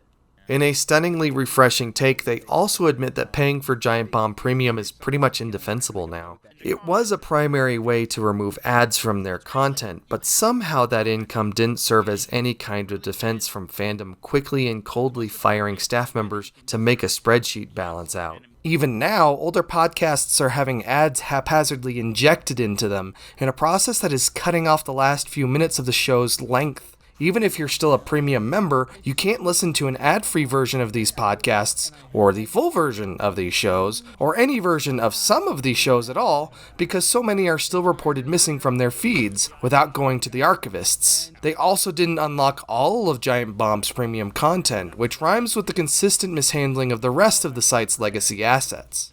You feel sorry for the current crew who seemed locked between a rock and a hard place with the expectations of what Giant Bomb was and could be, and yet another slow-moving, cold-to-the-touch corporate owner. The crew talks about fandom listening to their feedback and being optimistic about building a way forward for their site, and to be straight up honest with you, I do not fucking believe them. When Giant Bomb can show up at a fandom event like DreamHack and seem like a sideshow on their own stage, it doesn't feel like some bold vision of the future or the early moves of a healthy relationship. It feels like the palpable panic you experience when your car's running out of fuel and you're not sure if you can make it to the next gas station. As someone who's worked at a local newspaper on the brink of extinction in a time and place where Jason Astraker couldn't even find work in this industry as a veteran of 2 huge gaming outlets, it's really not hard to look at the current Giant Bomb crew and see a group who are publicly happy to be playing video games for a living and are privately just happy to still have a paycheck for however long they come in. The crossovers with Nextlander and live get-togethers are a neat touch, absolutely, but they're just not enough. Nothing's quite enough now, it seems. We were talking yesterday, like right now I'm looking at the gear shift of wanting to actually have like real controls for the gears, but they can't model a hand. Like the Rift has no idea where my hand is, so it wouldn't actually make sense. Oh, Drew, what's that button to reset it? You guys, assholes. Giant Bomb was a hot rod built for a future that didn't exist yet, and today no longer exists. It was a plank of a Web 2.0 platform that, had it gained critical mass, could have become a Vox or some other media titan. Or maybe not. Maybe its website ambitions died out exactly when they did because everyone had already dumped their gaming knowledge into the wiki and gotten their quest points, which mirrors how I felt being on Wikipedia in 2006 with nothing else to contribute. Still, Giant Bomb wiki articles tended to be more intentional and substantial compared to the blanket approach fandom went that left a lot of empty stubs and incomplete articles. Does fandom really want to go through the technical nightmare of integrating Giant Bomb's wiki into their own? But even if the shine on the wiki wore off, the magic of Giant Bomb and Whiskey was its people, and people weren't proprietary to any website. Having all of Whiskey's sites in that Front Street basement created a network effect that they could never reproduce. Giant Bomb was part of a set, and missing its other components, it had to make do with less and less and less as the years progressed. Their YouTube channel peaked in terms of subscribers in 2021, and then fell off dramatically with the departures of the Nextlander crew and then Gerstmann. Among those who have been following the site, nearly everyone agrees that the site is and has been well past its prime for years. But we need context. Earlier I described the gradual and then entire replacement of the staff as a Ship of Theseus situation, but it's not quite that simple. It hasn't just been a change in staff that's happened over the years, it's been a change in the site's scope and capabilities. Giant Bomb isn't just a ship with a new crew, it's a once proud ship that prowled the seas and scared its enemies that now sits moored onto a beach as a restaurant that serves clam chowder until noon with a bolted-on gift shop that sells memorabilia. This isn't a seaworthy site anymore, it's a beautiful memory of what adventures on the sea can be. This is something I'm pretty familiar with. In the late 90s and early aughts, I was a subscriber to PC Gamer magazine, and over time, the staff I grew up reading articles and reviews from churned out maybe one or two at a time. When they reached their 200th episode in 2010, it didn't include any references to the milestones or the staff from the time that I read the magazine. It wasn't really their fault, but I remember being pretty disappointed at the time. Something people forget as the roster shifts every year or so is that Giant Bomb arrived wholly formed. It started as a group of people who already had a rapport, already had relationships. They didn't need to adjust around each other. They didn't have any kind of learning curve with each other. They'd already gone through that. For those who came to the site early on in its existence, it was so easy to fall in love with the crew. You were catching up on their continuing adventures from their GameSpot days without the need to invest in any of their previous content. But their corporate handlers never understood why this was special, or why anything they did was special. They were only interested in numbers. Giant Bomb feels like a site that never quite reached its apex. Like it reached low Earth orbit and then had to come back to Earth. Strangled by an expensive contraption of a website, these maroon sailors of the good ship Giant Bomb watched the ocean creep further and further away. As it stands today, the glory of Giant Bomb has been scattered to the wind, with new ranges of content formed by new Patreon mountains. Reichert's Fire Escape is a 2 to 3 hour podcast every other week. Nextlander is a 2-hour podcast every week with streams. Jeff Gerstmann's show is a 3-hour podcast every week with streams. Brad's got multiple tech podcasts on the side with Will Smith that are hours and hours long. I understand if you're a fan of any of these things individually. I was listening and enjoying to a lot of it for years, but I fell off. It's just too much stuff. There is so much post-Giant Bomb content being created that, despite the crossovers, it all feels like an enormous sum that's less than the original deal. It honestly makes you wonder why they don't just pool all their money and make some kind of, massive explosion device vehicle where they can answer directly to their fans and operate without the corporate overlords that ruin their shit to begin with. I mean, look at the kind of funny studio they put together that looks like what Giant Bomb could have been in yet another timeline. But this dances around the devil they embrace for that independence. Each one of these Patreons debuted to incredible success as fans of those respective personalities glommed onto their potential. And then as time went on, people realized that it's not quite the same as it once was. The personalities then get stuck in this space where they're constantly having to pull up their pants with periodic member drives to ensure that their thing stays afloat. Danny O'Dwyer, the Patreon veteran among them,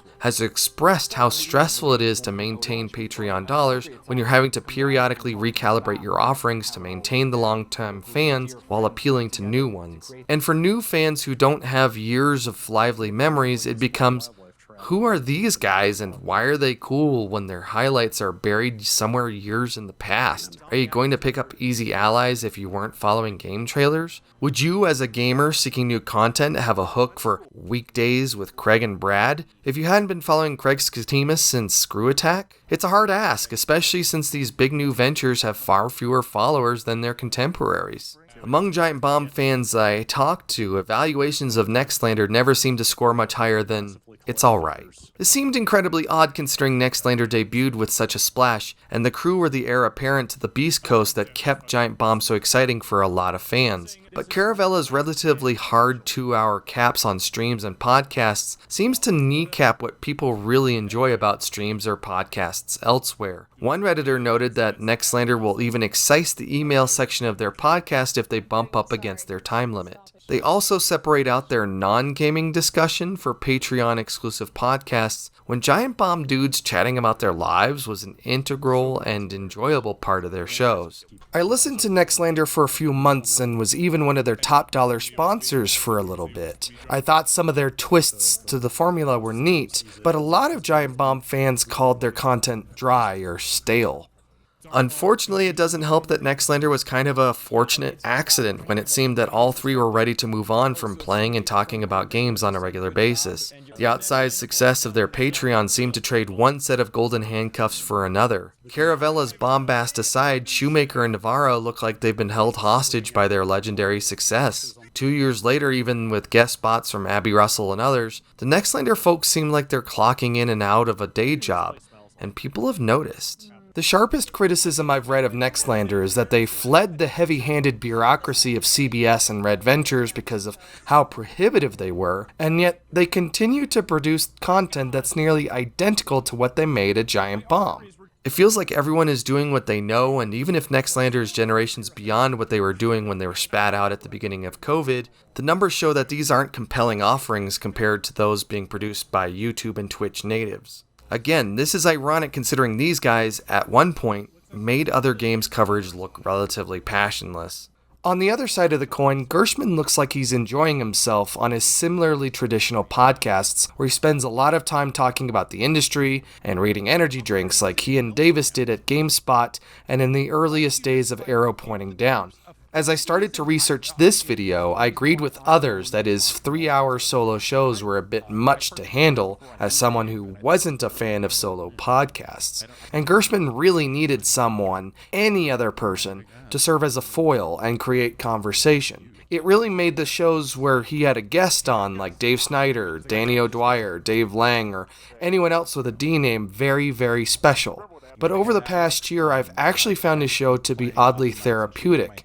His even-keeled tone, captivating cynicism, and decades of experience make his show interesting to listen to. I don't engage with his streams, or anyone else's for that matter, but I can bring up his show on YouTube most weeks, tuck it behind some other work I'm doing, and just listen.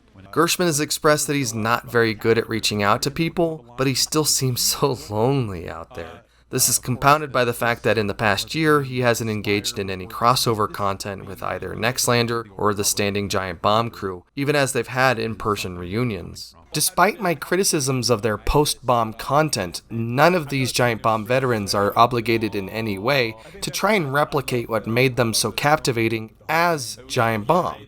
That said, they seem stuck setting up camp doing what they did best or are financially obligated to do so now that they have audiences paying their bills. On his show, Jeff Gerstmann has laid out that pioneers like GameSpot could be trusted over modern YouTubers and influencers who are making money doing what they did exclusively 10, 15, 20 years ago because there were structural processes that allowed them to approach content without or with as little bias as possible, pairing reviewers with the games that they were at least competent at and had history with. The opposite of this would obviously be the influencers and Funko reviewers who scream positively about everything they get early access to because that grants them the clout to continue their review channels.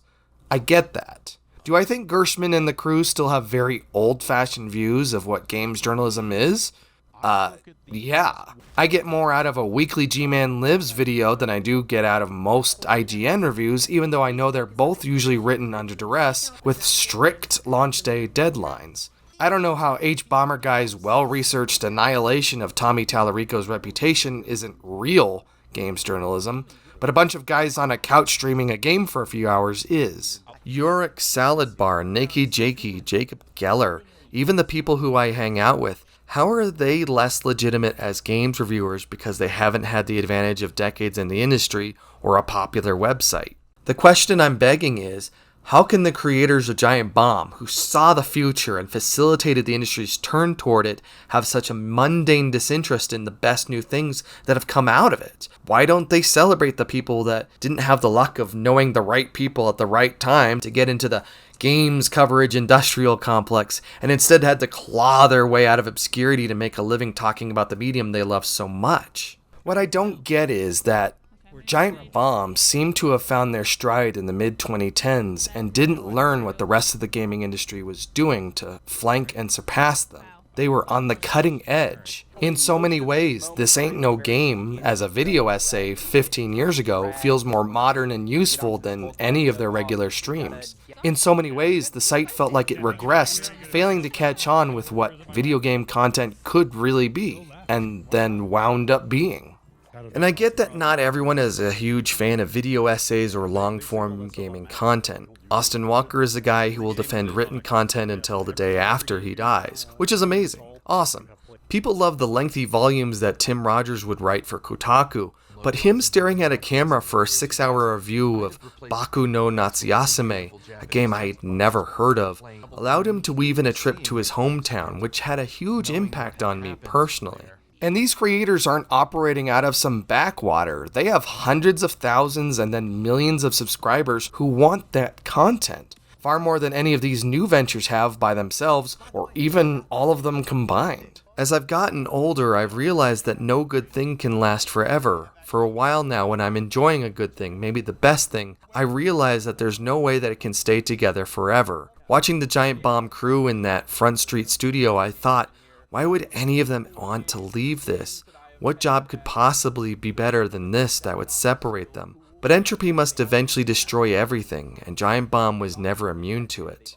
Nostalgia is a weird thing. The memory is still very real, and it likes to hype up thoughts and feelings we had, beckoning us to return, and then not delivering once we get there. All the money in the world can't bring back the old Giant Bomb crew in one time and one place again. And even if it could, would that really be what you wanted?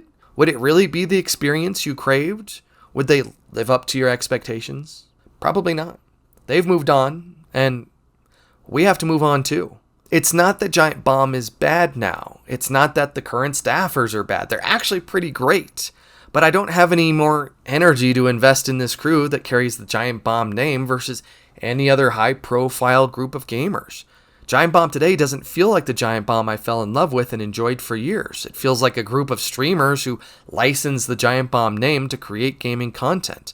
Not even the son and daughter shows of Giant Bomb run by the original crew summon those feelings. Almost all of the site's institutional knowledge is completely gone, and it is absolutely felt right now. My brain knows what Giant Bomb was for me, but what exists today isn't that, and that's something that's echoed through the comments of so many of the people who lent me their thoughts and comments for this video. Giant Bomb is for a new generation now.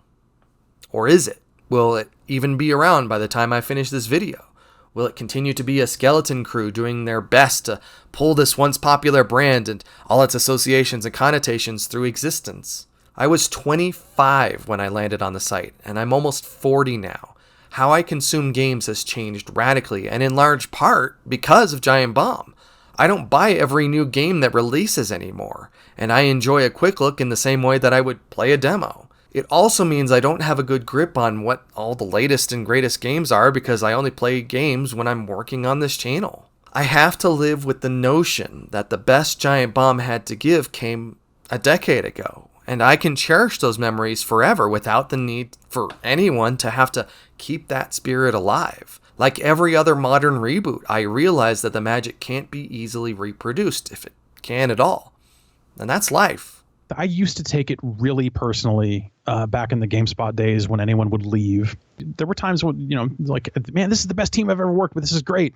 Oh, wait, 3 people are leaving over the course of 6 months. What's going on? And, the people that left in the run-up to me leaving, at the time, I was really bummed out. In retrospect, I was like, oh, yeah, okay, I get it. And, things change and people change and they want something else out of their careers and they want to take on new challenges and all that sort of stuff. And I think that's great. At the same time, like I miss the people that have moved on, Who knows what form the site will take in the future and what its crew will do and how good the clam chowder will be that they serve on an interesting shoreline. And honestly, who cares? It doesn't matter. Speculating about the fate of Giant Bomb is useless. So is wondering if the old Giant Bomb crew are capable of embracing what games coverage is like in 2023 versus 2012 or 2013 when they were on top of the world. Giant Bomb is, and for the foreseeable future, it will be.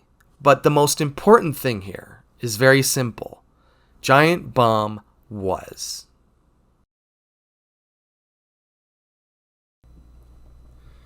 All right, here we go. Oh my God.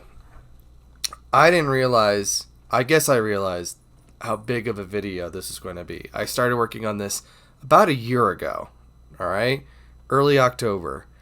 And I knew it was a lot to research and put together and stuff like that, even as someone who had been following the site as long as I have.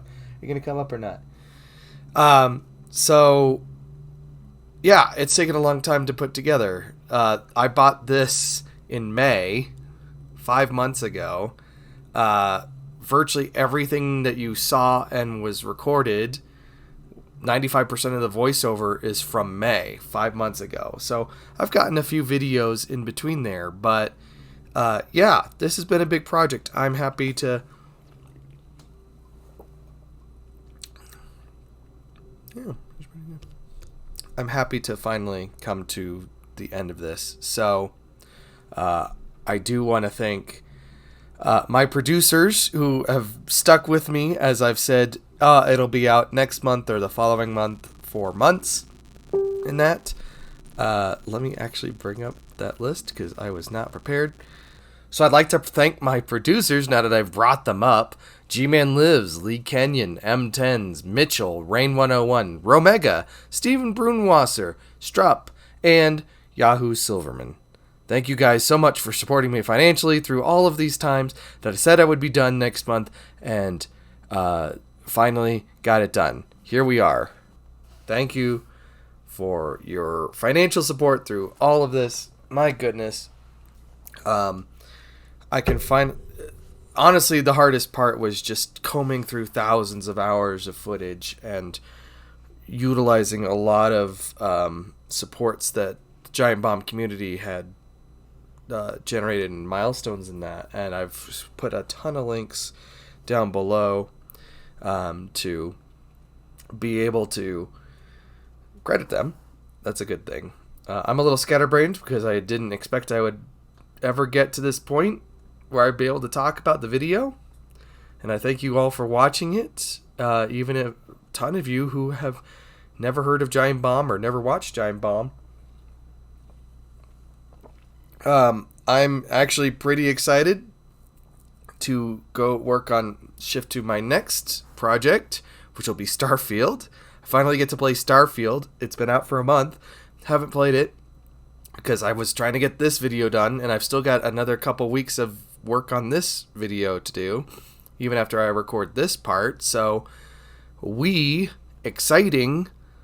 Stay tuned for that, number 22 for Starfield, unless something drastically changes, and who knows what this video will do, but I'm excited to get this out. I'm excited for you guys to be able to see it, and I'm glad to be able to share my experience with Giant Bomb and share the experience of a lot of other Giant Bombers as well, Giant Bomb fans.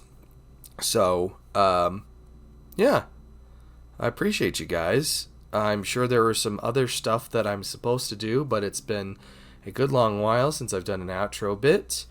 So go watch my other videos and hop into Discord and go support me on the Patreon over here. That's a really good idea. I would suggest you do it. I really would, because then I can do more of this stuff a lot quicker. That'd be great. All right. See you next time.